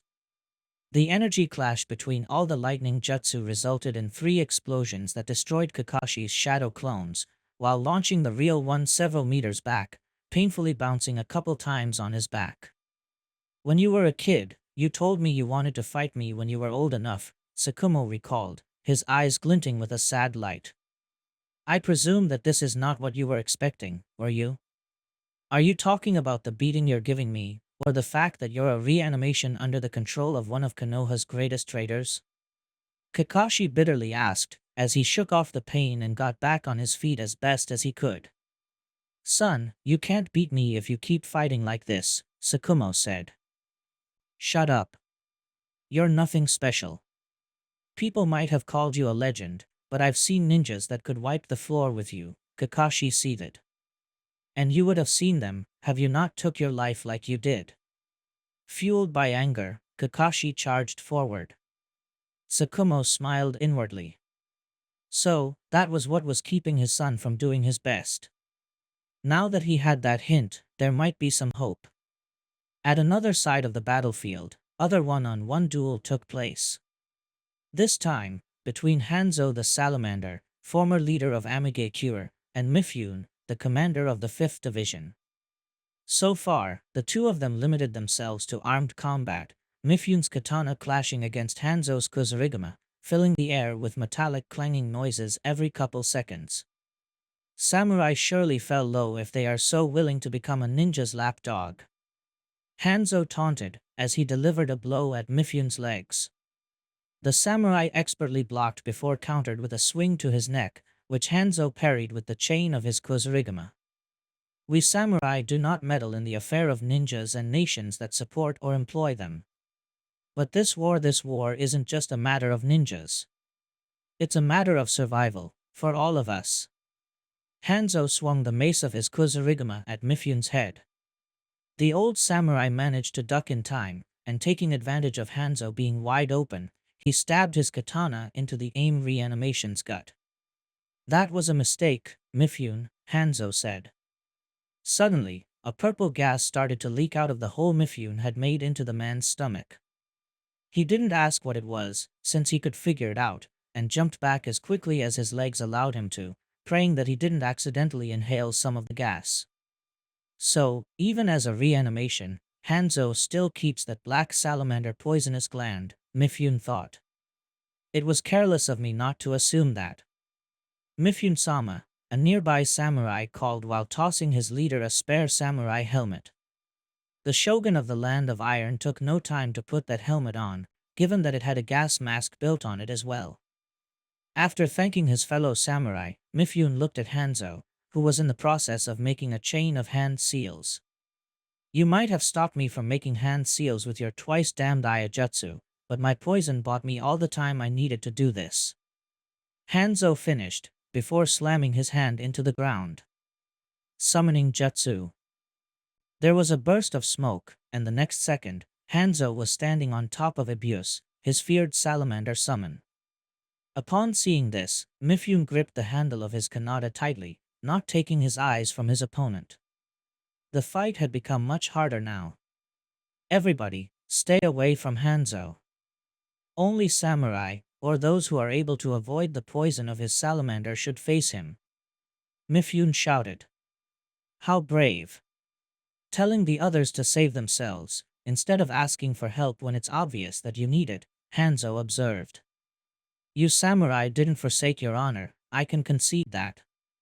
A warmonger like you has no right to talk about honor, Mifune said in subdued anger. Much less to judge somebody else's. Hanzo smirked under his rebreather. Very well then, no more words, just actions. Abuse, after him. The large eyeless amphibian charged at the shogun of the Land of Iron, small quakes caused whenever its large legs hit the ground. The blade of Mifune's katana started to glow as he channeled chakra through it, before making an horizontal swing, releasing a crescent-shaped chakra blast at the incoming monster. However, Hanzo was already expecting such a move. Abuse, now, the aim reanimation said, as he jumped into the air. Abuse stopped on its tracks, and buried itself underground headfirst. Meanwhile, Hanzo threw the mace half of his Kusarigama at Mifune, who wrapped itself around his wrists, pinning them against each other.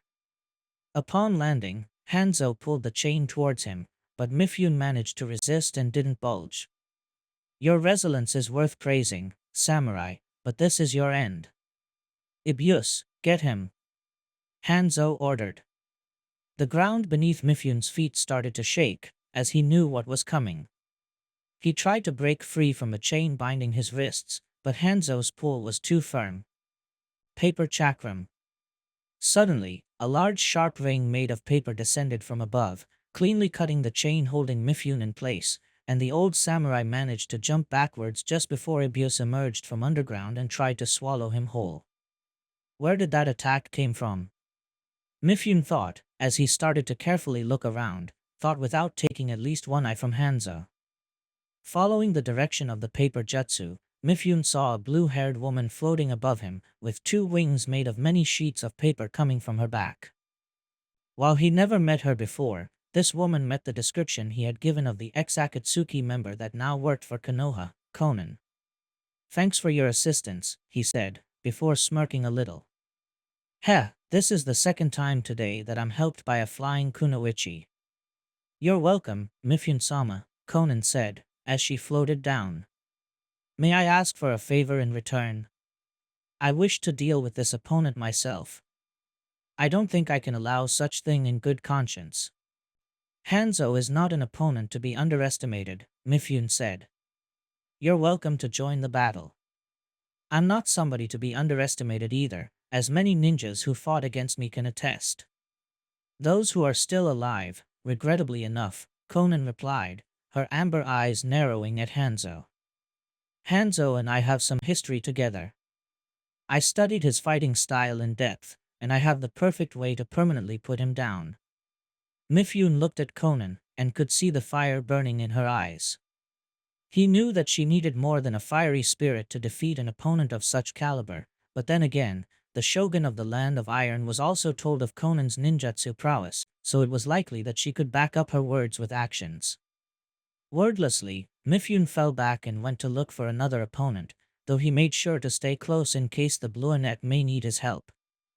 I take that back what I said, Hanzo said in disgust. That samurai has no honor left in his old bones. Conan's eyes narrowed even more, as her mouth curved into an ugly snarl. The man who ambushed a trio of kids with an army of ninjas because he was too afraid of them dares to speak about honor. A trio of kids? Just what the hell are you talking? Wait a minute, Hanzo began. He then remembered something.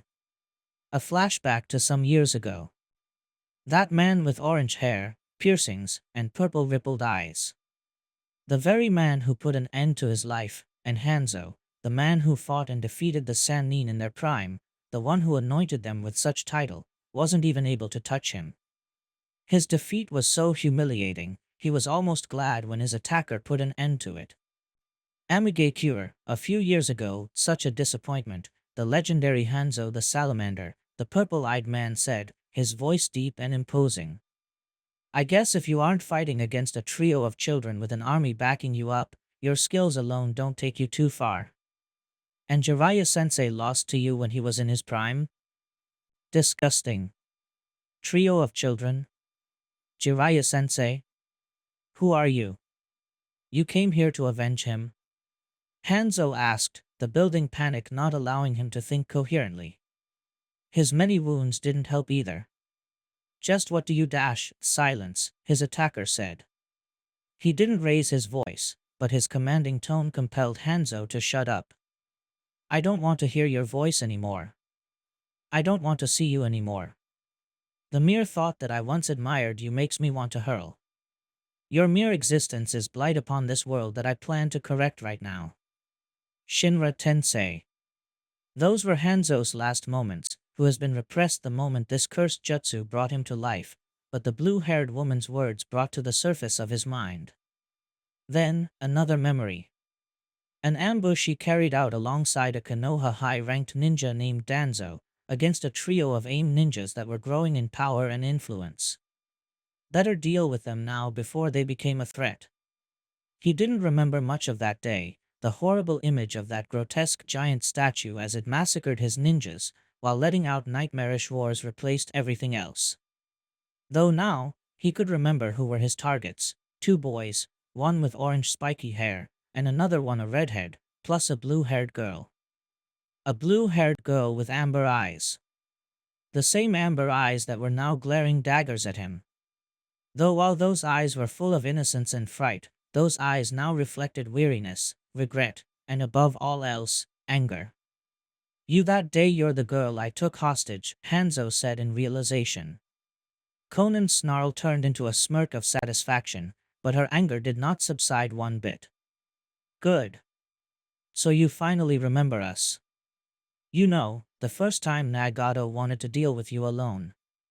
He didn't want me near, he said that I didn't deserve to get my hands dirty with your blood. Of course, I disagreed, but I didn't want to argue with him. And now I finally get to avenge Yahiko's death personally. And unlike the last time we saw each other, I have no intention of becoming a damsel in distress. You're getting it wrong, girl. It's me who will get to avenge my own death. Ibius, get her. Hanzo commanded. The salamander opened its jaws, releasing a wide stream of purple-colored poisonous haze at the flying woman. Sheets of paper started to spin around her, as she made sea-hain of hand seals before thrusting her arms forward. Paper cyclone. The sheets of paper formed a twister that flew towards the incoming stream of toxic fumes. Some of the paper sheets started to glow, revealing themselves to be explosive tags before they detonated, creating a chain of explosions that stopped the attack.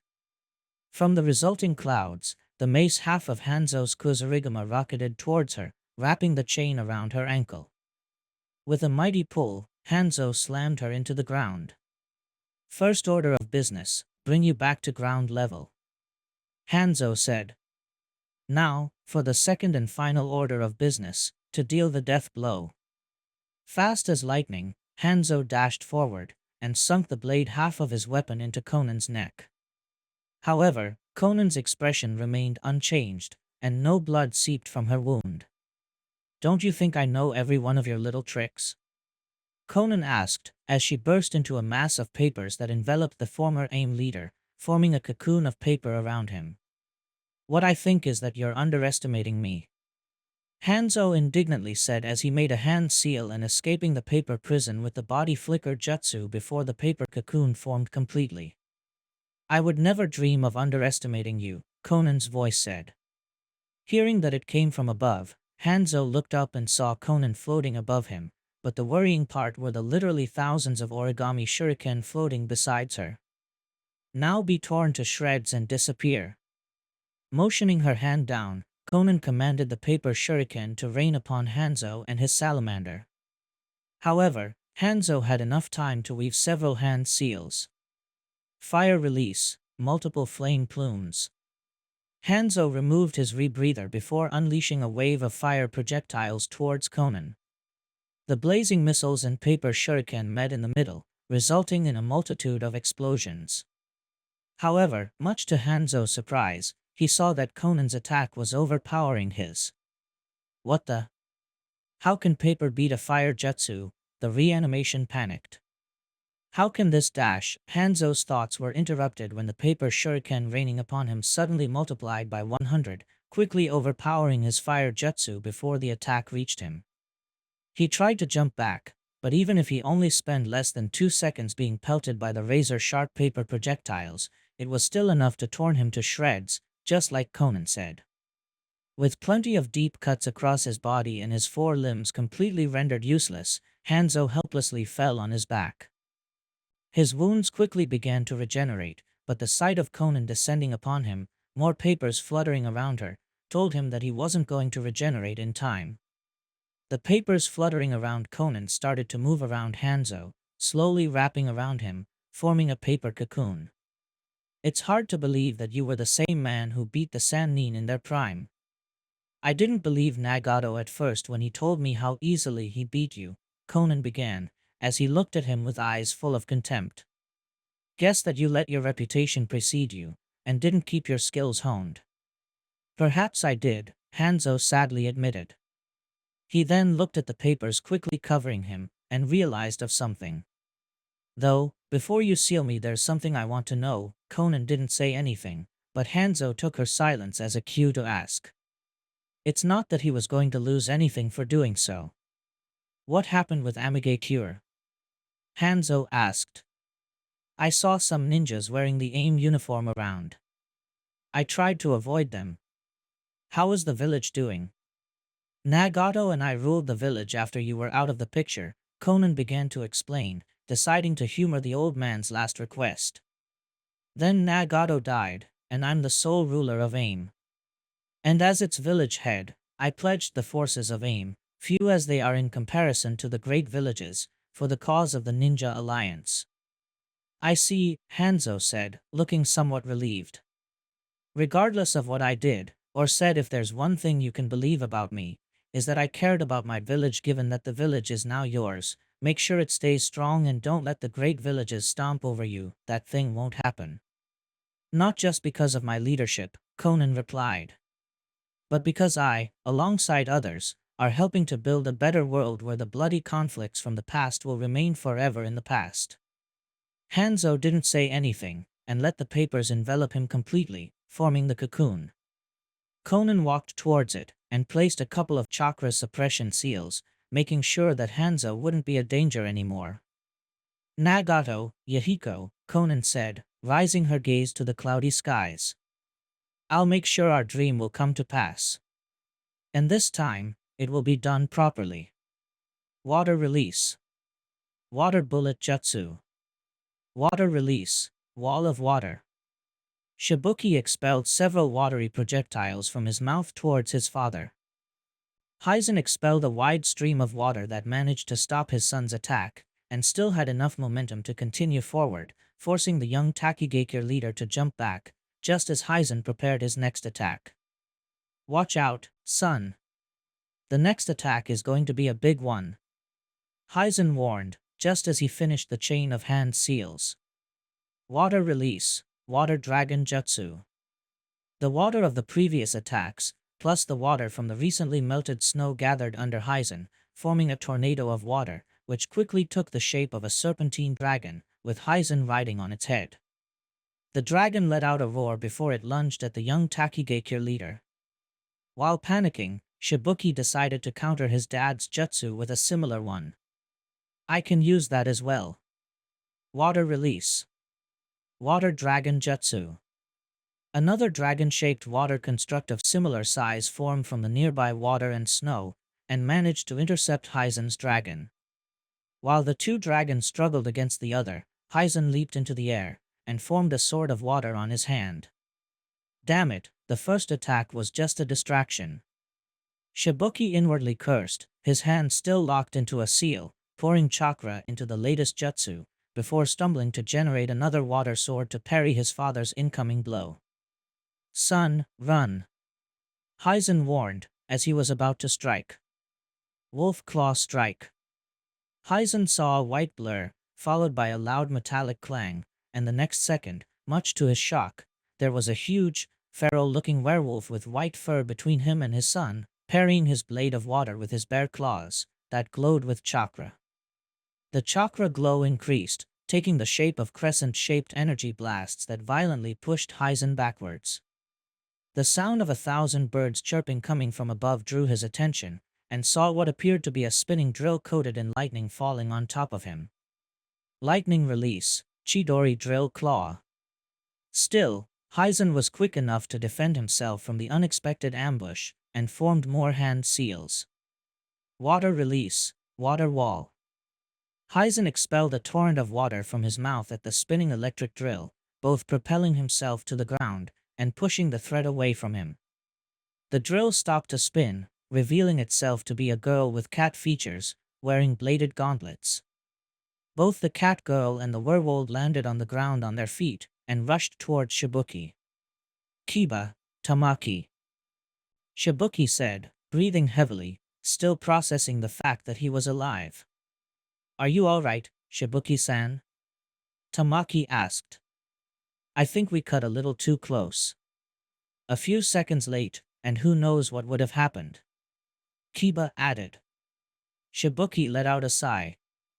It appeared to be of relief, but there also of resignation. Once again, thank you. You came to my aid when I needed it the most. Tamaki smiled. Hey, don't sweat it. That's what friends are for. Shibuki, Hizen said, as he walked towards the trio, making Kiba and Tamaki to tense up and adopt fighting positions. You know these people? Yes. They're Konoha ninja. Part of the group of ninjas that helped us to take down the Akatsuki that nearly destroyed our village, Shibuki explained. Kiba, Tamaki, this is my dad Hizen, the previous leader of Takigakure. The two of them winced upon realizing that Shibuki had been forced to fight his own father. Such experience had to be emotionally devastating. Still, they managed to hide their reaction pretty well. It's nice to meet you, sir, Kiba said, trying to smile, but in his current form, it appeared more like a vicious snarl. We don't usually look like this, though, Tamaki was quick to point out. It's because of a transformation jutsu we're using. Don't worry, I've seen ninjas with far more bizarre appearances, Hizen replied. Though if my son said is true and you helped defend our village, then you'll have my gratitude. Taki and Konoha are allies, and we have some good friends in Taki as well, Kiba said. We did what anybody else would do in our position. Hizen, however, noticed that his son was less than thrilled with the two Konoha ninjas coming to his rescue. Shibuki, what's wrong? Aren't you glad your friends are here to help you? Hizen asked. This is what I previously meant, Dad, Shibuki began, sounding dour. Just like how Kiba and Tamaki had to help me from you, I had to ask other villages to help ours. What kind of leader that makes me? I tell you what, a leader that cares for his village, Hizen firmly stated, as his expression became a little harsher. Shibuki, needing somebody else's help to do something you can't do on your own isn't a sign of weakness, but of wisdom. Sure, improving oneself and being able to do things on one's own, be an individual like you and me, or a village, is important. But that doesn't mean that we should try to do everything on our own. Not all of us are born equal, just like how not all villages are the same. Yet, the fact that you not only kept Konoha's alliance, but strengthened it, shows that you've been a good leader for our village. Think what would have happened if other villages didn't help Taki against Akatsuki. Our beloved home would be a smoking ruin with no hopes of getting it back. Shibuki stood there, silent, waiting his father's words. Even part of him, the part that loved to put him down, tried to ignore Hizen's wisdom. Another part, the rational one, argued that his father was right. Taki had undergone mass destruction, but the loss could have been much greater, and the village was in the process of being rebuilt. As long as Taki existed, there would be hope. Yeah, not everybody can get strong on their own. Just because you fight alongside others, that doesn't mean that you're weak, Kiba said. Or that Taki is. Hell, not even Konoha is strong enough to take on Akatsuki alone. We had to seek the help of many other villages, both major and minor, to do so. Plus, take a look at us. Tamaki said, chuckling a bit, as she pointed at both herself and Kiba. We had to merge with our animal companions for a power boost. If that's not relying on others to grow strong, Shibuki sighed, though this time, it didn't appear to be a sigh of weariness or sadness. If anything, it appeared like a huge weight had been lifted from his shoulders. He closed his eyes, and shook his head as his lips curved into a smile. I've been such an idiot, Shibuki said, almost in a whisper. He opened his eyes, and fixed a stare on his father. Hizen was almost taken aback to see that the doubts and self-pity he could see reflected on his son's eyes were gone, replaced by steel-hard determination. Kiba, Tamaki helped me seal my father, so we can later return him to afterlife where he belongs. All right, Kiba said, dropping on all four. You got it, Tamaki said, crouching down like a lioness would before pouncing on her prey. Hizen smiled. He wasn't even worried when his body moved on its own again, and rushed to attack the trio of ninjas. Shibuki, Tamaki, and Kiba also charged forward, ready to meet the former Taki leader in the middle, whose hands were flying through hand seals. Water release, double water blade. This time, masses of water appeared around the undead ninja's hands, before they took the shape of swords, one with a straight edge, the other with a curved and serrated brought his arms together in a swift X-shaped motion, making Shibuki to break and jump back, and Kiba and Tamaki turned to the sides. Though, as he moved his swords, they released small blades of water to the sides and the front. Shibuki managed to deflect all of them with quick swings of his watery sword. Tamaki did the same with her bladed gauntlets, but some razor droplets found their mark and left several cuts on her arms and legs. Kiba, however, was the one who took it the worse, given his lack of weapons to use to defend himself as well as his increased size. Soon, patches of red started to grow around his white fur. Kiba, Tamaki called, concerned. I'm okay. You need more than a few superficial cuts to take me out. Kiba quickly replied. Focus on the enemy. Right, Tamaki said, shifting her focus from Kiba to Hizen, as she and her partner charged back at him. Sensing this, Hizen prepared his next move. Water release, water clone jutsu. The water around the area gathered and took the shape of 3 Hizen clones, all of them already armed with a water sword. However, rather than intercepting Kiba and Tamaki like the feral duo was expecting, they moved towards Shibuki, while the real Hizen went after them. It seems that whoever is controlling me considers you two a greater threat than my son, Hizen warned them, sounding a little sorrowful. I have faith that Shibuki can beat a trio of water clones, though as for you, you better prepare. Don't worry, you won't be able to make me bleed twice, Kiba boasted, as he rushed to meet Hizen. Long chakra blades formed around his claws as he spread his arms, ready for a brutal slashing swipe. Hizen raised one of his swords to attack, while keeping the other low for defense. However, just when it appeared that Kiba was about to strike, he instead dived down and tunneled underground. What? Tamaki, go for it. The sound of 1,000 birds chirping filled the air as Hizen once again found himself facing a living drill coated in electricity. Chidori Drill Claw. In such amount of time, all what Hyzen could do was raise his water swords in an X shape to block Tamaki's onslaught. Channeling chakra into his swords to make them sturdier, Hyzen took the attack head-on. Even if his swords resisted, the force behind the attack was strong enough to push him backwards, while the electricity that leaked into his body left it stiff.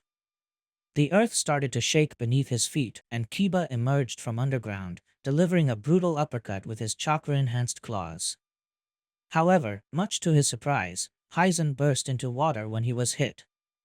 What the was he a clone too? Kiba asked, outraged. No, I believe he switched positions with another clone, Tamaki said in realization.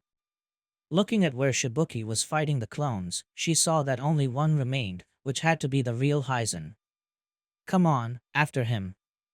Hyzen wanted to turn around and address the more immediate danger, but Shibuki wasn't going to let him. Creating another water blade on his other hand, the young Takigakure leader delivered a double swipe at his father, who used both his swords to block the attack.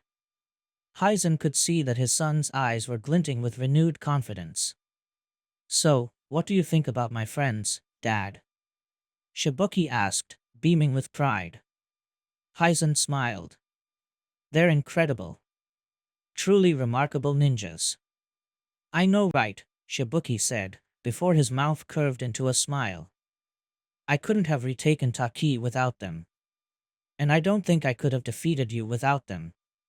That's why I'm going to become much stronger than I am right now, so one day I can be the one who helps them in their time of need. Shibuki pushed both of her father's swords to the side with an impressive display of strength, before delivering a kick to the chest that sent the reanimated Taki ninja skidding back. Right into Kiba's path, whose front paws burned brightly with chakra as he prepared an attack. Wild Howling Strike.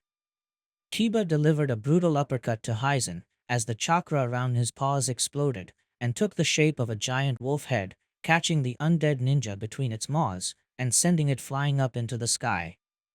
As this happened, Tamaki jumped onto Kiba's shoulders, and used him as a springboard to jump into the sky, leaving Hyzen below, while her hands flew through hand seals. Fire release. Burning Man. Fire spread around the cat Kunoichi, covering her completely in a cloak of flames, as she let gravity pull her body towards Hyzen. The former Taki leader tried to weave the seals for a water jutsu, but it was too late. Blazing Feline Aerial Bomber. Tamaki's burning rear impacted against Hyzen's chest, both of them pummeling to the snowy grass below, resulting in a massive fiery explosion the moment the two of them hit the ground, spreading embers around, melting the snow, and carving a crater into the ground. When the smoke dispelled, Tamaki was standing beside Hyzen, lying on his back with his arms and legs spread, and his body greatly damaged. The reanimation jutsu was already working on healing his broken body, but not fast enough to prevent sealing. Okay, I think this guy isn't going anywhere, Tamaki said. I'm going to fetch a seal master. Shibuki-san, do you want to say any last words with your father before we seal him? Shibuki merely nodded, and walked towards the fallen form of his father as Tamaki leaped away. Hey, Dad, Shibuki said, a bit sheepishly.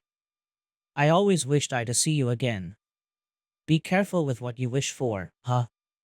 Yes, the circumstances of our reunion weren't the best ones, to put it lightly. But I'm glad that we were able to meet again. Not only because I was able to see my boy all grown up, but because I managed to give you some of the help you needed. Yeah, sorry Dad, I didn't want you to see me that way, Shibuki said, as his eyes started to water, but he willed his tears back.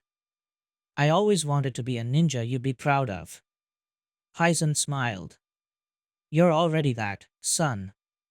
I'm sure you'll be a greater ninja than I was. Just never give up, and remember, don't be afraid to ask others for help if something proves to be too much for you. I know, Dad. Thank you and farewell, Shibuki said, before he turned around and walked away. A few seconds later, Tamaki returned with a seal master, making sure that Hyzen wouldn't be forced to fight against the Ninja Alliance anymore. As Kakashi had stated previously, the real fight began now. No holding back, the silver-haired Jonin knew that he had to throw everything he had at his father, or else he would end up dead. And being dead means ending in the same place as my old man, and I'm not really in the mood for that. Kakashi chuckled at his own grim joke as he prepared his next attack. Fire release, Phoenix Sage Fire Jutsu. Kakashi breathed several small fireballs through his mask towards his father, who traveled in a wide angle, hoping to cut his room to dodge. Tsukumo merely jumped backwards and started to make hand seals of his own. Kakashi recognized the seals as part of a water jutsu. Can my father use ninjutsu other than lightning? Kakashi thought in surprise, before the answer came to him. Heh, of course he can, he was a jonin. Water release, Great Water Wall. Tsukumo expelled a massive torrent of water from his mouth, which was enough to put out all the existing flames. However, as the white fan did this, Kakashi already prepared his next move. I can't let him go into the offensive. If I force him to be on the defensive all the time, I will win. Kakashi thought, his heart pounding each time faster as the masked jonin former more hand seals. Lightning release, Lightning Beast Tracking Fawn. A mass of electricity foamed around Kakashi's right arm, before it jumped and took the shape of a hound, still connected to Kakashi through a constant thread of lightning, and rushed towards the now wide-open Tsukumo without finding any obstacles on its path. When it was close enough, the elemental hound jumped into the undead ninja's neck and closed its maws around it, before it exploded into a blast of lightning. And then Tsukumo vanished in a burst of smoke. What the? A shadow clone? When did he create it? Kakashi thought, as panic began to creep through his back, frantically looking around. Kakashi, watch out. Do not get caught by this jutsu. Tsukumo's voice said from behind. Kakashi turned to the direction the voice came from, and prepared for the worst. Lightning release, Alpha Thunderstrike. Tsukumo's entire body was covered in electricity, burning so bright, it was as if a thunderstorm was happening before his very eyes. Thrusting both arms forward, a truly massive cluster of lightning bolts rocketed from the undead man's hands, before they quickly merged and took the shape of a gigantic wolf head. Shit, no jutsu I have can counter that. Kakashi panicked, as he jumped back, trying to put some distance between him and his foe. There was only one thing he could do. Channeling chakra into his left eye, his Sharingan morphed into his Mangekyo form. Kamui. The air in front of Kakashi started to ripple and deform, before reality itself contorted into a spiraling vortex that devoured Tsukumo's attack completely. However, it came as a big cost, as Kakashi could feel his chakra reserves quickly draining, and the extortion made him drop to one knee. Tsukumo perceived his apparent weakness, and quickly charged forward, a kunai on his hand. Kakashi did the same, but rather than charge to meet his father, he used it to make a cut on his thumb, before discarding the weapon and making 5 hand seals. Summoning Jutsu. Kakashi slammed his palm into the ground, forcing Tsukumo to break his charge and take a few steps backwards as not to run into Kakashi's summoned ally.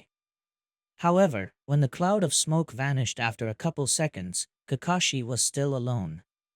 You made me think you were summoning something, Tsukumo observed. Or you did summon something that I failed to see. Why don't you get closer and find which one is? Kakashi taunted his father. Tsukumo's face saddened. Son, it's quite obvious that you're mad at me. Whatever I feel right now is irrelevant. I need to end this fight right here and right now. You're too dangerous of a foe, and I'm one of the few that can put you down, Kakashi said, struggling to keep his voice cool. You don't deny it, then, Tsukumo said. But not acknowledging it is just as bad. Why do you care so much about how I feel? Kakashi shouted, his patience close to snapping. He clutched both fists, and could feel small sparks of lightning crackling around them. If you don't calm down and focus, you won't be able to beat me, Tsukumo replied. And if you don't beat me, you will die. Can't you see that? Oh, so now you care about me. This was the moment Kakashi's emotional barrier went down. You didn't care about me in the slightest when you choose to end your own life. Sakumo smiled, though sadness did not leave his eyes. So, that was it. Just like I feared. No wonder you don't have a very good memory of me. It's a bit late to apologize, father, Kakashi said, as his hand burst with electricity once more, and rushed forwards. Sakumo's body moved on its own to pull another kunai, and channel another sword of lightning through it, ready to meet his son's attack. It's never too late to make things right, son. Sakumo said, almost in a pleading tone. Really? Do you have a way to reverse time, and fix the childhood I had to spend alone? Kakashi replied. Sakumo's expression dropped even further. I'm afraid not. All what I can say is that I'm very sorry for leaving you alone, son. I'm sorry for giving up into despair, and failing you as a father. If I was stronger, maybe I could have withstood better the shame I brought upon myself. Stop, Kakashi firmly said. You might have done things you should regret, but saving your comrades at the expense of the mission wasn't one of them. How can you say that? That choice is what ended up dooming me. Sakumo said, as he jumped backwards while making hand seals. Lightning release, forked lightning.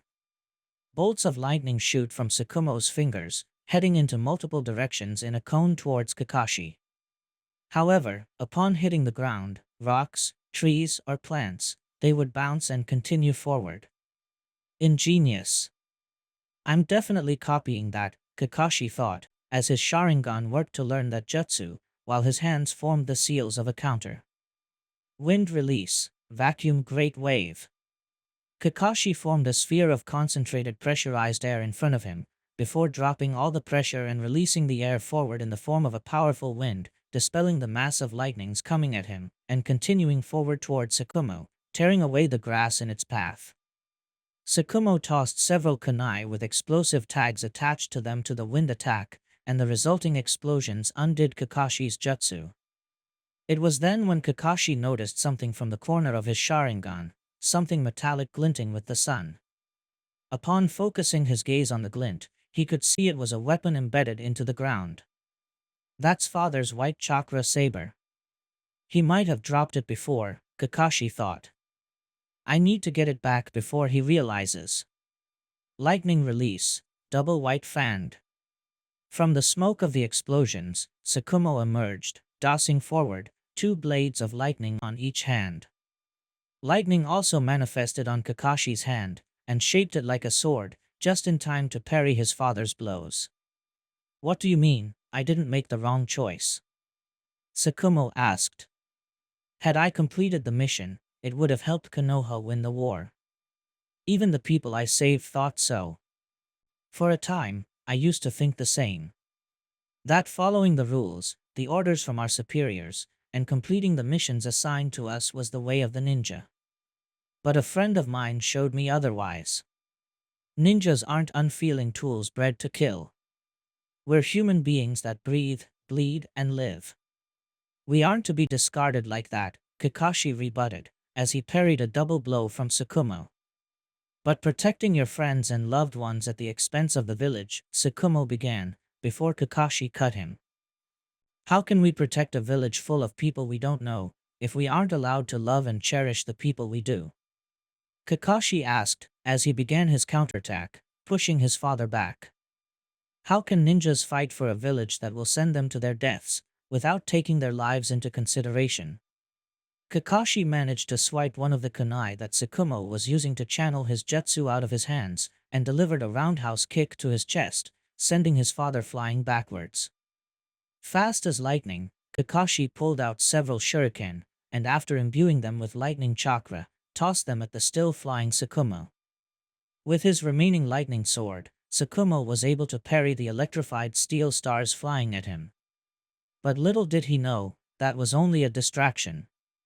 He didn't see how several dogs wearing blue clothes and Konoha forehead protectors burst from underground, and slammed against him multiple times, making his drop his other kunai.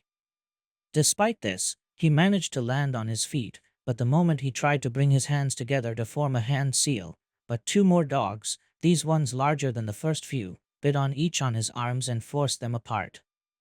Tsukumo's eyes had barely a second to register Kakashi dashing at him, Sharingan glowing with a red gleam, and the white chakra saber in his hand, its blade crackling with blue lightning.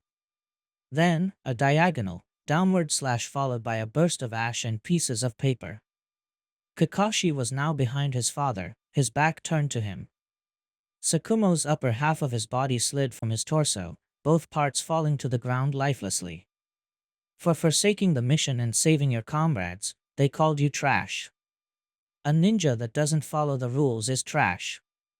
But a ninja that forsakes his comrades, Kakashi said, before turning around and looking at his father with fire in both his eyes, is worse than trash. Tsukumo looked at Kakashi in awe, new feeling forming a chaotic whirlwind in the very core of his being. Kakashi, I hated you for leaving me alone, father, Kakashi said. But to this day, I think you made the right choice. I think you are a hero of Konoha, even if I may be the only one who thinks like that. And I teach my students to follow your example. You have no idea how happy hearing that makes me, son, Tsukumo said, tears forming around his black eyes. Again, I'm sorry for being weak and not standing strong for you. It makes me happy to see the fine ninja you've become, son, and that your convictions hold such strength. Your students are lucky to have you. Father, Kakashi began, sounding hesitant. I might not have another chance to do this, and I think I will regret it the rest of my life if I don't do it now, but, despite what happened in the end, I'm proud of calling you my father. And I forgive you. Suddenly, a beam of light broke through the clouds above, and fell right onto Tsukumo, much to Kakashi's surprise.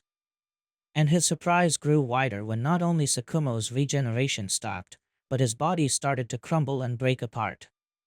Thank you, son, even if I don't deserve it, Tsukumo said, smiling earnestly at his son.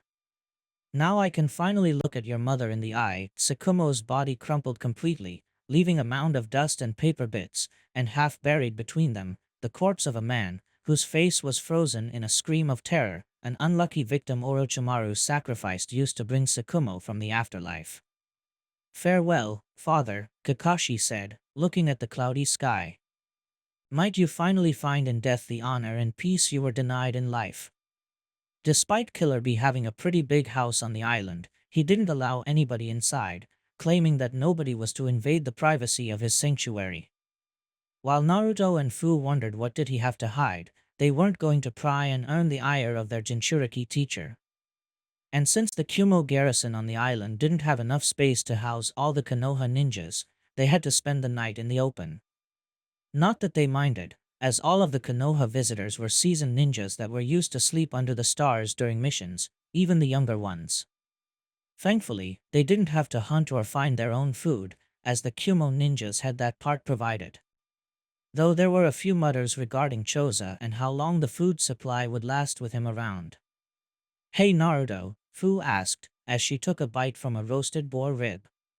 Wanna come with me into the jungle to see what kind of animals show up at night? I doubt we can do that. We need to get to bed early so we can be up just at sunrise and continue with our training, Naruto replied. Fu snorted, as she placed her chin under her hand in a lazy way. Why? Is not that we're making that much progress anyway. We could try to do something fun just once. I also want to sleep, Naruto said, suppressing a yawn. Trying to master Kurama's chakra is like nothing I've tried before, and I'm exhausted. I'm surprised that you still have that much energy for adventure.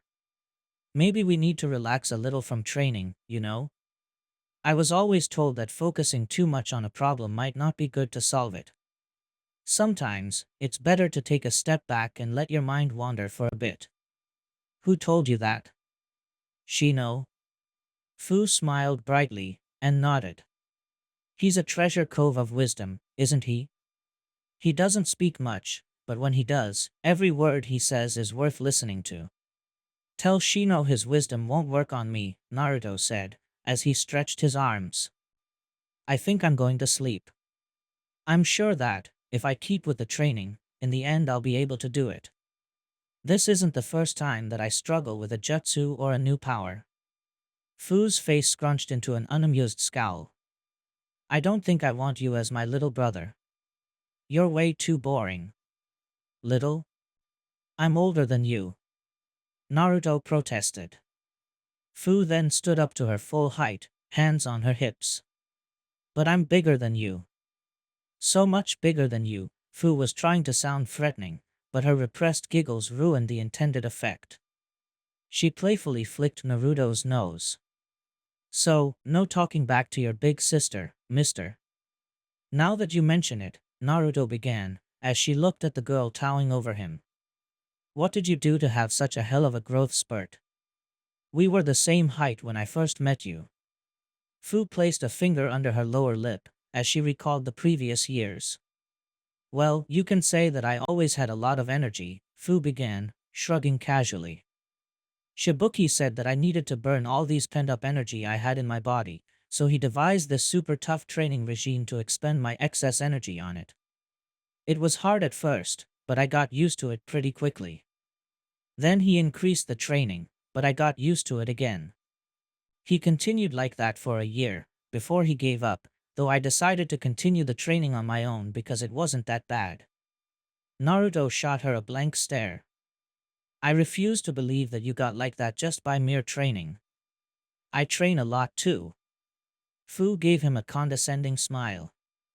Not as much as I do, that's for sure, and for added emphasis, she flexed her biceps. You're right in doubting her claim. Both Naruto and Fu heard Kurama joining their conversation. Let's say your tenant has something to do with it. Hey! Do not downplay my hard work, you furball. Fu said, angrily poking at Naruto's stomach. I'm just stating the truth, human girl. It's not my fault that you're too mentally weak to accept it, Kurama replied in a somewhat taunting tone. Those wings you can generate isn't the only way Chomei influences your body. You can thank her for your endless stamina and strength. That can't be true. Fu angrily protested. It is. This time, it was Chomei herself who chimed in. Beetles are among the strongest animals on the planet. They can lift several hundred times their own weight.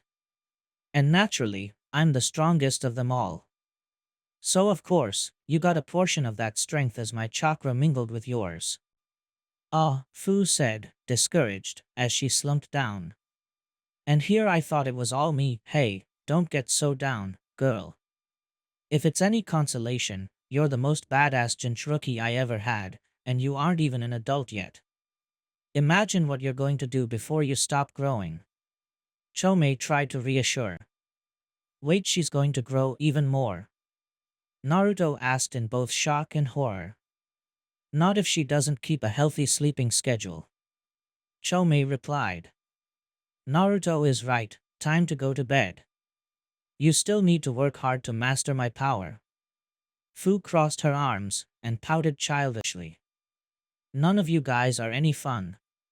Moon, despite the fact that the sun illuminating the hollow inside of the moon was artificial, they found that over time, it would increase or decrease its brightness in order to simulate day and night cycles.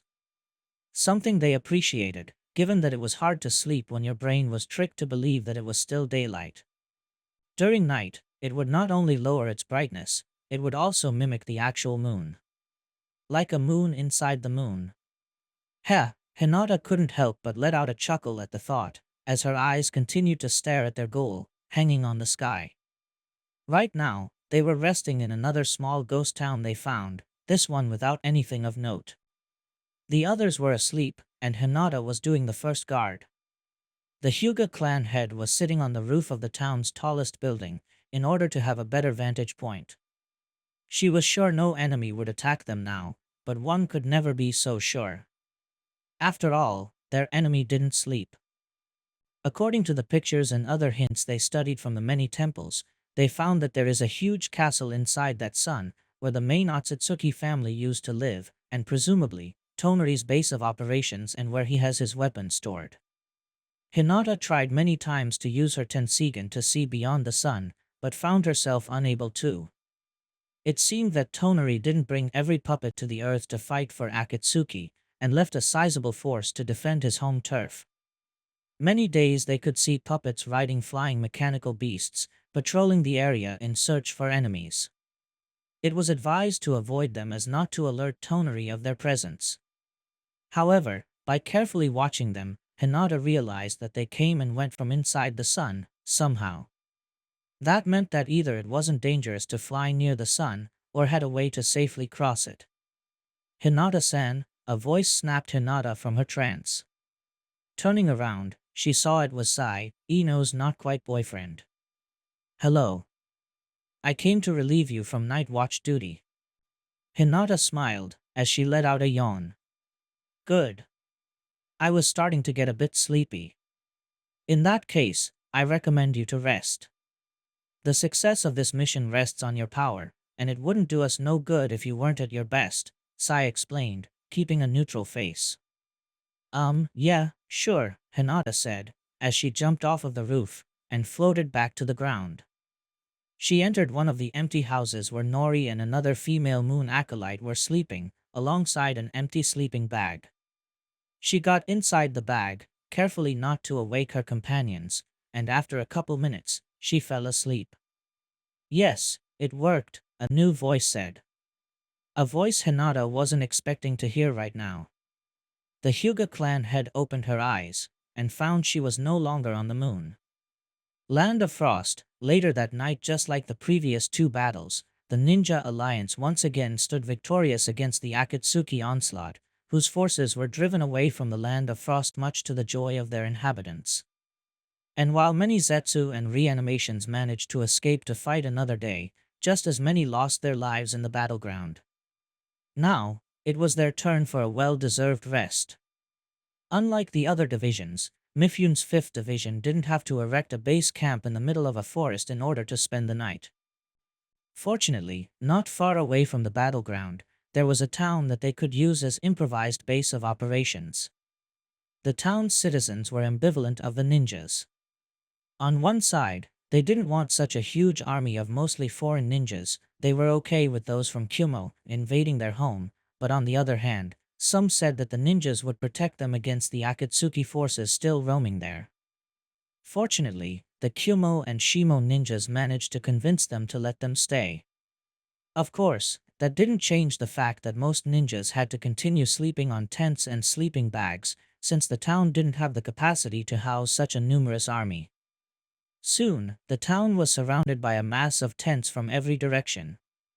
And right now, in the special tent habilitated for communications, Mifyun was in front of a ninja of the Yamanaka clan, the latter connected to a special device that amplified his mind powers in order to create a link with HQ, so the Shogun of the Land of Iron could deliver his report to the Supreme Commander.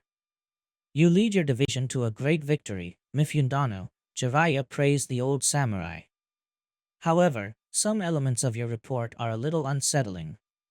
If Orochimaru has revived Kakuzu, there might be the chance that other Akatsuki members have been revived as well." "What other Akatsuki members?" Mifyun asked. "For once, my grandson."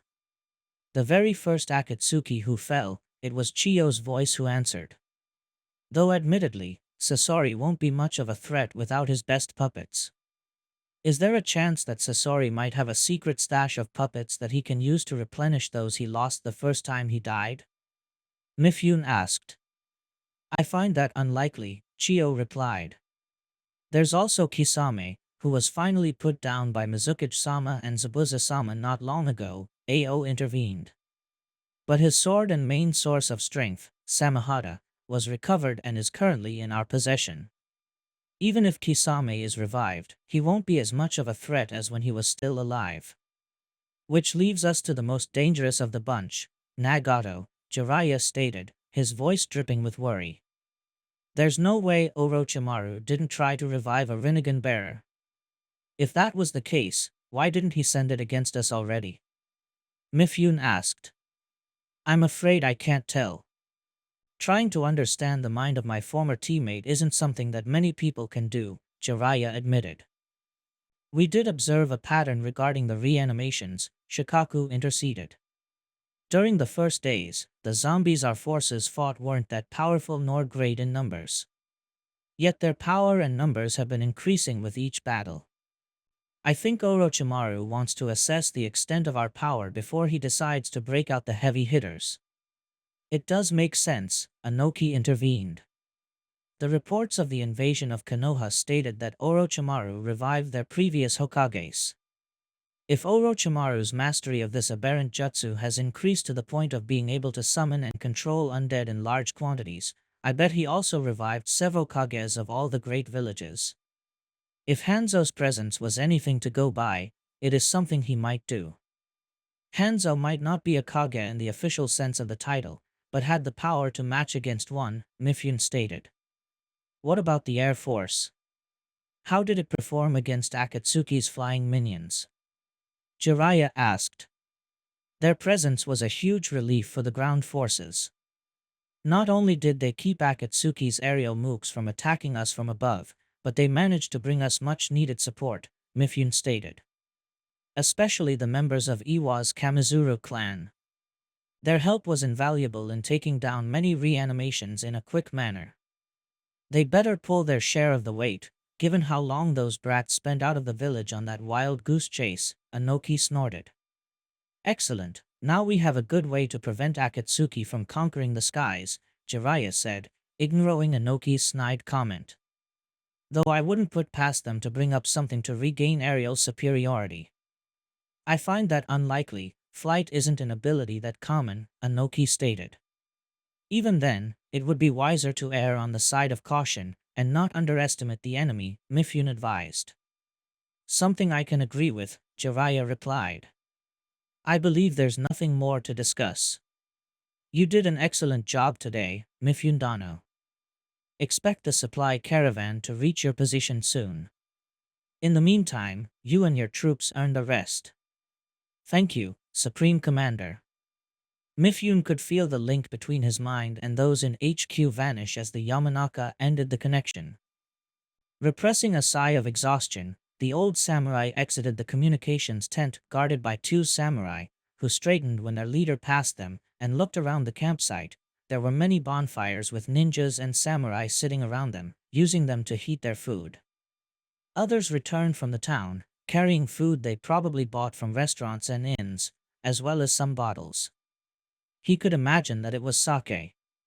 I'd better keep an eye on the troops. They might want to enjoy some alcohol after such a battle, but I'm not going to tolerate drunken antics among my men, Mifune said to himself, shaking his head. He would ban drinking altogether as long as the war continued, but he didn't want to risk low morale, or worse, a revolt. He saw a group of samurai, wearing their armor but not their helmets, sitting in front of a bonfire, eating some meat and drinking what appeared to be tea. As expected, they immediately straightened upon seeing their leader. Mifune-sama, all the samurai said. Yashiteru, Mifune addressed as the man with the higher rank, a broad-shouldered man in his late 30s with a buzz cut and a goatee. It seems some ninja decided to bring some alcohol from the town. This earned some snorts of contempt from the samurai, and he swore he heard one of them muttering something about lack of discipline.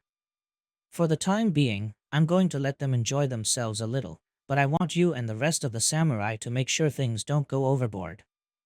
Understood, Mifune-sama, Yashiteru said, bowing quickly, before putting back his helmet, one with horns in order to show his superior rank. The rest of the samurai present did the same. Leave it to us, and we'll make sure no one brings shame to this division. Mifune nodded, as he watched the samurai leave, presumably to transmit his orders to their companions. I guess I should follow the Supreme Commander's advice and get some rest myself. One never knows when Akatsuki is going to strike, Mifune said to himself once again. He was heading towards his private tent when something caught his attention, a certain blue-haired woman sitting on the roof of one of the houses at the edge of the town, her amber eyes fixed onto the setting sun. The shogun of the Land of Iron decided that rest could come later, and with a mighty leap, he landed behind Conan, who didn't react in any way to his presence. Hello again, Mifune greeted the former Akatsuki. Do you mind if we talk a little? You're my superior officer. If I did mind, it would be of little consequence, Conan replied. This has nothing to do with official matters of the Ninja Alliance, Mifune said, trying to sound friendly. I witnessed your fight against Hanzo. While I was worried at first, said worries were quickly swept away when I saw the masterful way in which you dealt with him. You're a very skilled ninja, girl. We are fortunate Akatsuki lost somebody like you. Thank you. Conan dryly accepted the compliment, but didn't say anything else. They fell into a silence until Mifune decided to break it again. I did hear some of what you said during the battle, Mifune continued. You had some kind of history with Hanzo, didn't you? Yes, Conan replied. Is it of any interest to you? You could say it is, Mifune said. You know, I also clashed with Hanzo in past conflicts, when I was much younger. Though I don't think I made much of an impression on him to make him remember me. Hanzo was a warmonger. I'm sure a good chunk of the ninjas present here have some kind of history with Hanzo, Conan stated, displeasure evident in her tone. If not them, then their parents or some family members. True. Though few would be the same kind of close and personal history like you and me. Especially you, Mifune pointed. I guess you have a point, Conan admitted. So, you want to hear about my first encounter with that man? If it's not much trouble, yes, I would like to, Mifune admitted. Conan gave Mifune an abridged version of how her early life was for context, before recounting the horrible experience that claimed the life of the man she loved, and most importantly, the man that would bring true peace to the land of rain. She then told him about how they reformed Akatsuki into what it is today, and finally, how pain put an end to Hanzo's reign, and seized Amige cure for Akatsuki. To think that a single man was able to defeat a foe like Hanzo, Mifune said, trying to keep his awe in check. The Rinnegan is truly something. True. Though as you could see today, the Rinnegan isn't necessary to beat Hanzo, Conan pointed out. Though I have the feeling that the Hanzo Nagato killed, and the one I defeated today isn't the same Hanzo that served the Sannin their most known defeat. Fighting Hanzo, he felt like he was off. Sloppy. Like he hadn't had a real fight in years, Conan explained.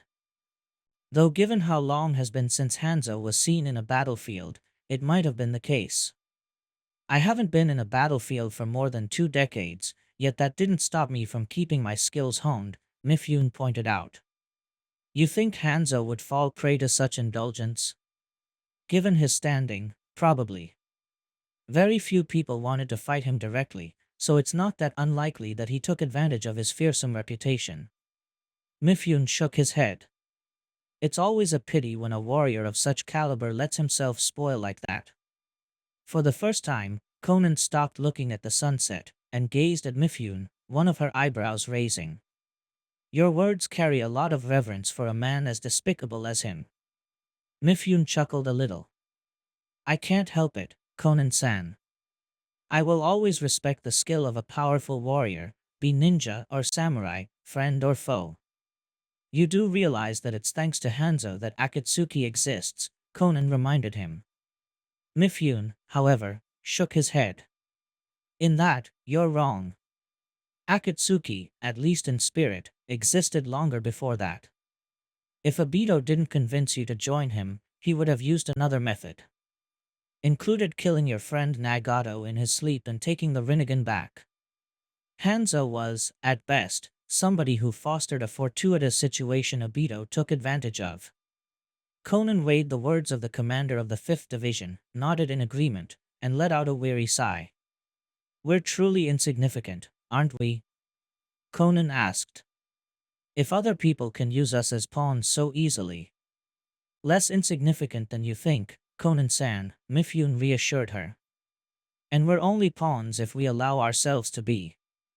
And you stopped being one the moment you walked out of that criminal organization. And the score is, Animal Squad 2, Kakuzu 0. Wahoo! Kiba howled, with Akamaru happily barking for added emphasis. Yeah, we beat that guy once. Why did Akatsuki think that sending him a second time would be different? Tamaki agreed. Kiba looked at Tamaki, eyebrow corked. Whoa, you're agreeing with me? Did somebody smack your head really hard or something? Har har, Tamaki replied, rolling her eyes. Despite what you might think, I don't disagree with you on principle, only when you're wrong. You disagree with me most of the time, Kiba said, frowning a little, as he crossed his arms.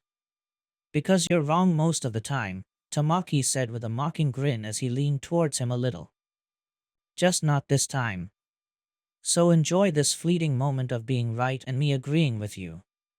Kakashi's animal squad was sitting around a bonfire, enjoying their dinner and something to drink while celebrating victory. Both Kiba and Tamaki were in a high mood and amicably talked with each other, while Shino and Kakashi were silent. While it was par the course for Shino, the silver-haired Jonin looked a little spiritless. While I hate to interrupt the only moment in which your insufferable bickering doesn't spoil the mood, Shino interceded, pushing his glasses. I must point out that the credit for our victory over Kakuzu shouldn't entirely go to us. We did have outside help from an IWA ninja in his capture. Ah, yeah, that girl with the scary giant bee, Kiba said, as he recalled the memory of the battle. He then shrugged. We would have beaten him one way or the other. She only accelerated the only possible outcome. You certainly don't lack confidence in your abilities, Shino pointed out. Of course I don't. I mean, it's not that I think I'm invincible or something like that, but I can tell how much I've improved over the past years, the Inuzuka boasted. Plus, Kakuzu isn't the only reanimation we fought and defeated. Did you hear about how Tamaki and I crushed Takigakir's previous leader, Hizen? Maybe not as strong as Kakashi-sensei, but close. Tamaki continued. And Kiba, Shibuki-san, and I totally kicked his butt. Ask Shibuki-san if you don't believe us. You two certainly seem to be in a festive mood, Shino pointed out, suppressing a sigh. Why wouldn't be? Today we scored a huge victory. Tamaki cheered, though truth be told, she wasn't sure if their victory was that decisive or not. Still, a victory was a victory. And you should be as well, Kiba said in a mildly chastising tone. You should be celebrating with us, yet instead you are so dour it looks like you ate a lemon raw. Taking some offense to this, Shino crossed his arms and shifted in his seat to give his back to his two teammates. I don't know what you're talking about. Just because I'm not hollering like you two doesn't mean that I'm not happy for our victory. There was a moment of silence, until a realization dawned upon Tamaki. She smiled widely and narrowed her eyes at Shino in a mocking manner. Oh, I think I know why you're so moody, Shino, Tamaki said in a teasing manner. You're mad because that girl with the giant bee wasn't some normal IWA ninja. I did hear about her clan. They were some rivals or enemies of your clan, weren't it? You can't be right, Tamaki, Kiba interceded, first sounding like he was going to defend his teammate, but soon joined Tamaki in the mockery. Shino is so obviously above such petty things, he would let him bother him that much, would he? I think I preferred you two when you were constantly bickering, Shino replied. Ah, come on Shino, don't be like that. We're only teasing you, Tamaki said, lightly slapping his shoulder. Cheer on. Who cares if a member of an ancestral enemy saved your skin? We're here, we're alive, and we won, that's what matters. Well said. Don't you agree with us, Kakashi-sensei? Kiba asked the silver-haired Jonin, but got no answer. Kakashi-sensei? Huh? Kakashi asked all of a sudden, sounding dazed and disoriented, like he was suddenly snapped from a deep slumber. I'm sorry, Kiba, I wasn't listening to you. You were saying? Ah, not you too, the Inuzuka protested, throwing his hands in the air. Akamaru whined a little. Me too what? The confused copy ninja asked. Come on Kiba, be a little more sensitive, Tamaki told the Inuzuka. Kakashi-sensei was forced to fight his own dad. That must have been quite the crushing experience. It was, Kakashi said, letting out a sigh. And I'd lie if I said that it didn't affect me. But I'm better now.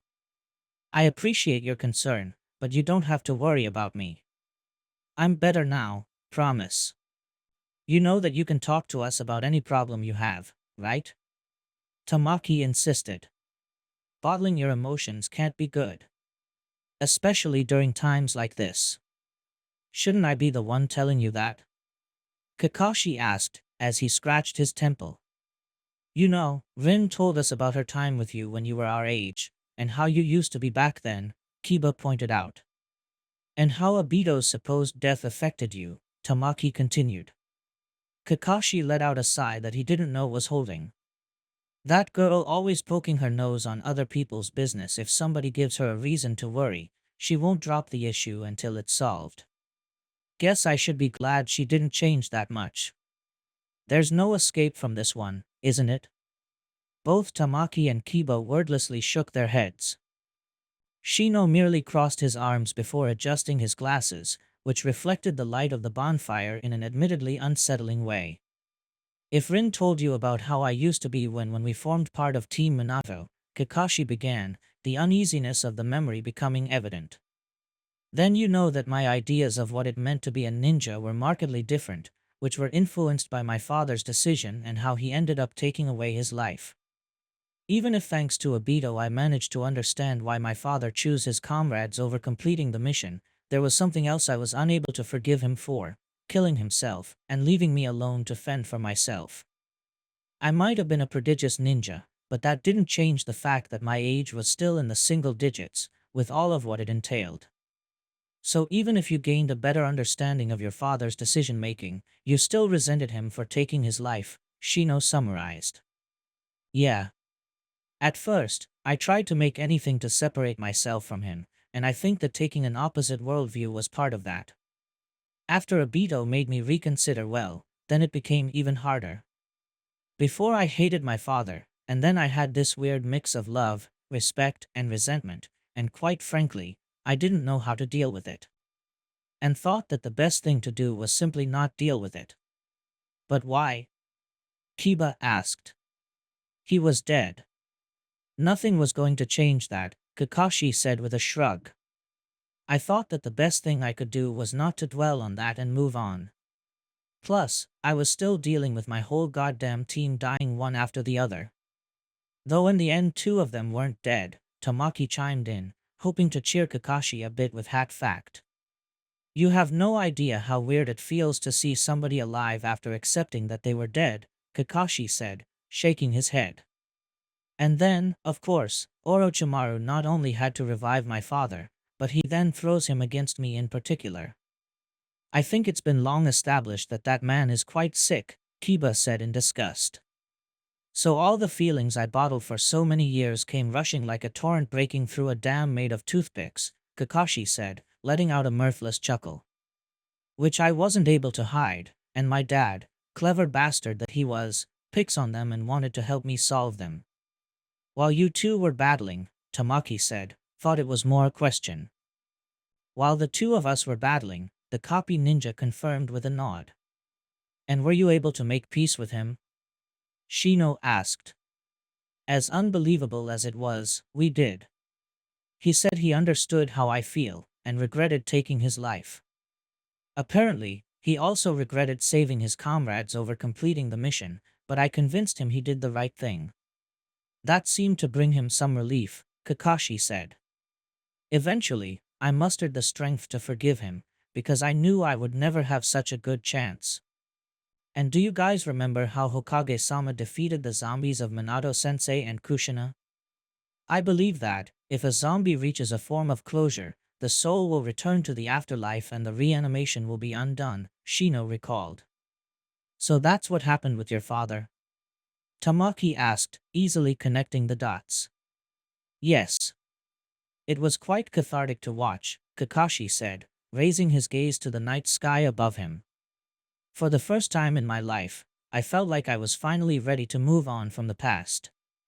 Funny thing, you weren't the only one who had to fight their father returned as a zombie. Kiba and I helped Shibuki-san deal with his dad, Tamaki said once again. And it seems that Shibuki also had some stuff he really needed to discuss with him. Though unlike your dad, Hyzen didn't disappear on his own, and we had to seal him, Kiba added. It's kind of crazy how many people ended up fighting their dead relatives, Tamaki observed. Not as crazy as you may think, Shino intervened. A man as intelligent as Orochimaru surely took the emotional factor into the equation when he raised his army of the undead. Fighting a strong ninja with unlimited chakra that can't be killed by conventional means is hard on itself, but if we add the distress of said undead enemy being a person close to you, the fight becomes even worse. Like I said, that man is sick, Kiba spat, with Akamaru barking in agreement. More like diabolical, Tamaki added. Indeed. But as we proved him today, that strategy isn't going to work, Kakashi said, smiling under his mask. His students returned the gesture. Come on, let's enjoy the night, we deserve a little celebration after such victory. Today's been a good day for the Kamizuru clan. To say that Suzumabachi was happy would be an understatement. Sure, there was a lot of joy going around given the Alliance's string of victories, this one being the most recent, but the IWA Kunoichi was indeed ecstatic. Like most other ninjas, she and her two brothers were sitting around a bonfire while enjoying their dinner, while they discussed the battle that took place that day, as well as making predictions of how the conflict would progress. They made sure to sit along other IWA ninjas, given their lack of trust in other villages, especially Konoha. Yes. It's been a while since we've been in a real battle, an older-looking man with tan skin, a black beard with a mustache added. This man was Kurobachi, Suzumabachi's older brother. Though, despite his seniority, he wasn't the leader of what was left of their clan, given his little sister's superior talent in their clan's secret jutsu.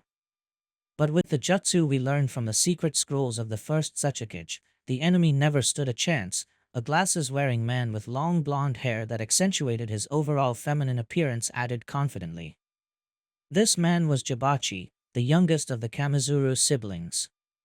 The Kamizuru siblings left IWA in order to search for the first Tsuchikage secret scrolls that contained the Kamizuru clan's most powerful jutsu. They searched in every place they knew their grandfather had been in or was of some significance, to no avail. After almost 8 years of search, they were ready to give up. That's it, until by pure coincidence, they heard of the Baikochu beetle, an incredibly rare insect with an extremely keen sense of smell, which was valuable for trackers for that very reason. After another long and arduous search, they found a specimen of Baikochu ready to lay eggs, and managed to make a newborn Baikochu to smell a piece of cloth that belonged to their grandfather. Eventually, the Baikochu led them to a hidden ninja fortress where the scrolls were stored. The irony that they managed to complete their mission thanks to a beetle that was previously used by the Aburame clan wasn't lost on them, but they didn't want to dwell on it.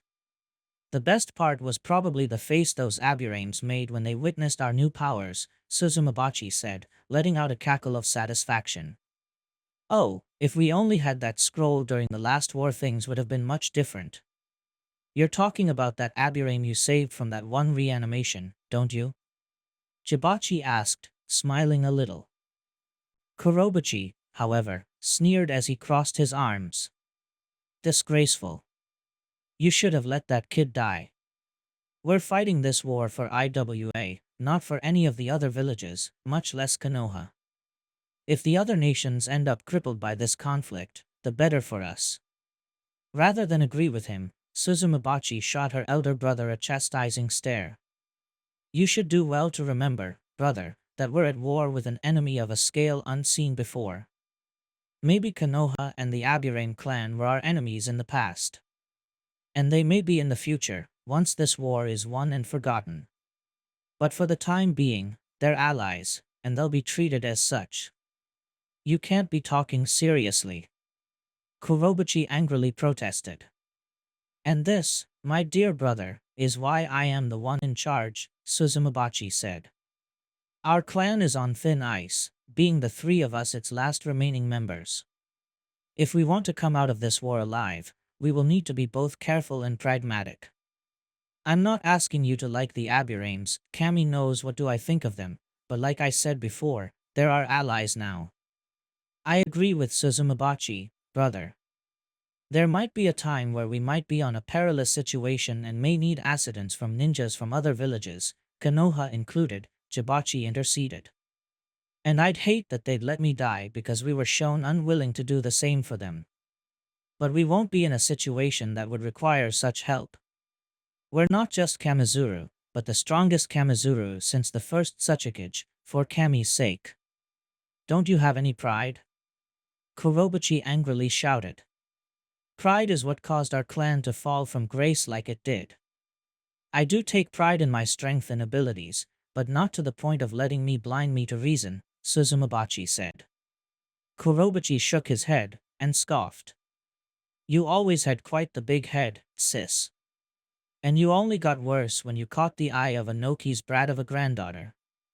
Tsuchikage-sama may be young and a little naive, but only a fool wouldn't respect her strength. And most importantly, she has Iwa's interest at heart. That should be enough for you, Suzumabachi replied. You know she isn't here. You don't have to butter her up. I know you're working your way into being the next Tsuchikage, but everything has a limit, Jibachi said, snickering a little. If you sparred against her like I did, you wouldn't underestimate her like that, Suzumabachi angrily retorted. Kuratsuchi is strong, and if I play my cards right, part of that strength is going to be mine. Or better said, for the Kamizuru clan. Kurobuchi raised his eyebrow. What do you mean? Two of Iwa's most powerful jutsu, the Light Boulder Jutsu, created by our grandfather, and the Dust Release, created by his direct successor, are secret jutsu privy only to the Tsuchikages. Kuratsuchi-sama was already a formidable kunoichi in no small part thanks to her lava release bloodline limit, but adding flight and dust release to the mix, she became truly deadly, Suzumabachi explained. Meaning that, if I manage to convince her that I'm a suitable successor, those secrets will be mine as well. Despite her admittedly opportunistic thoughts and goal, Suzumabachi liked to think of herself as a loyal IWA ninja and somebody that Tsuchikage trusted. But they will be yours alone only, not part of the clan, Kurobuchi pointed out. They won't allow you to share them with us. Maybe not, but I have other ways to increase our clan's power. And that's where you two enter, Suzumabachi said. I suggested Kuratsuchi-sama the possibility of an arranged marriage between members of the Kinryu clan and the three of us. That way, the next generation of Kamizuru clan members will also have lava release on top of our clan jutsu. So far, she seems to be receptive to the idea, and promised me that there would be talks with the head and elders of the Kinryu clan once the war is over. You certainly thought this very thoroughly, Kurobuchi noted. And you're confident your plan will succeed. I have to be. I've been planning this for more than a decade to let that much work go to waste, Suzumabachi said, gritting her teeth. She stood up, and shot her brothers a deadly glare. That's why we can't screw this up, understood? We need to show Kuratsuchi-sama that we're among the best, if not the best ninjas of IWA. Even if that means working side by side with Aburame clan. Understood? Clear as water, Jibachi said. Whatever, you better know what you're doing, Kurobuchi huffed, rolling his eyes. Hanabi was sitting cross-legged on the roof of a building of the town their campsite was built around. She required silence to do what she was trying, and even if she could still hear her fellow allied ninjas partying and celebrating their victory below, she was far away enough as for their voices to be low and muffled enough to break her concentration. Unlike Hinata, Hanabi has never been one for meditation. She never really saw the point of it. Hinata always said that Hanabi was too impatient and impulsive. The younger sister would agree, but she wouldn't consider it something that detracted from the ninja skills. At least not until now. Come on, Hanabi said, letting out a long breath, while focusing her chakra. Little by little, the muffled voices she could hear from below became more and more faint, until silence reigned uncontested. Hanabi took a couple minutes to realize this, and in order to test if her experiment worked, she opened her eyes. Much to her delight, she was no longer on that town, but on the weird palace where she met Hamura Atsutsuki the time she awoke the Tensigen. But instead of Hamura, it was her sister Hinata who was standing in front of her, her eyes looking into the distance, as if her mind was off. Yes, it worked. Hanabi cheered. Huh? Hinata asked, blinking a couple times, as if she had been snapped from a dream. She looked around, confused. Uh, where am I? Hanabi-chan? Hey, sis, Hanabi casually asked. Before you ask, no, you are not dreaming. This is really me. I'm contacting you from the Earth. From the Earth? Hinata repeated, as if waiting her words. How? Remember how Hamura said he's bound to the chakra of those that possess the Tensigen? Hanabi asked. Hinata nodded. Well, that means that the two of us are linked through Hamura's chakra.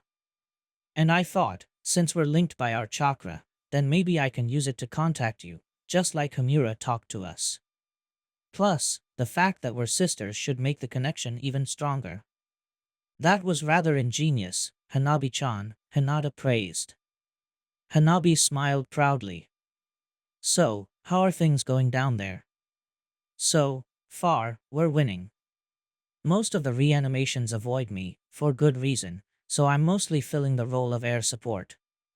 Then they have me permanently destroy the sealed reanimations with the truth-seeking balls, Hanabi explained.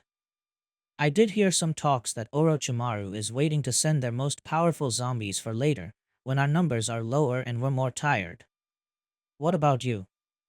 Did you find that mysterious weapon? We have a good idea of where it might be, but reaching there might become a bit of a problem, Hinata said. I see. Well, I was mostly checking on you to see how you were doing, Hanabi said a bit sheepishly. And for you to see that I'm fine. Hinata smiled. It's certainly a reassuring thought. Say, do you know something about Naruto-kun? Hanabi shook her head. As far as I know, he's still training on that super-secret island. Man, if the two of you were here, this war would go much more smoothly. I'll do my best to complete my mission here so we can go back to Earth and help you there, I promise, Hinata told Hanabi. Mountain Graveyard Orochimaru was sitting alone in the cave entrance of Obito's lair. The Uchiha had left after a white Zetsu announced their defeat, the third one in a row.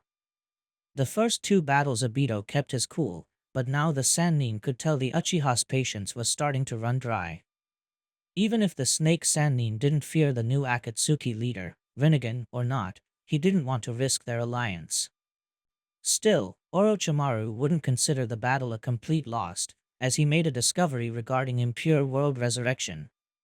While he was monitoring all the fights his puppet zombies took part in, he could sense his control over Tsukumo Hatake slowly slipping.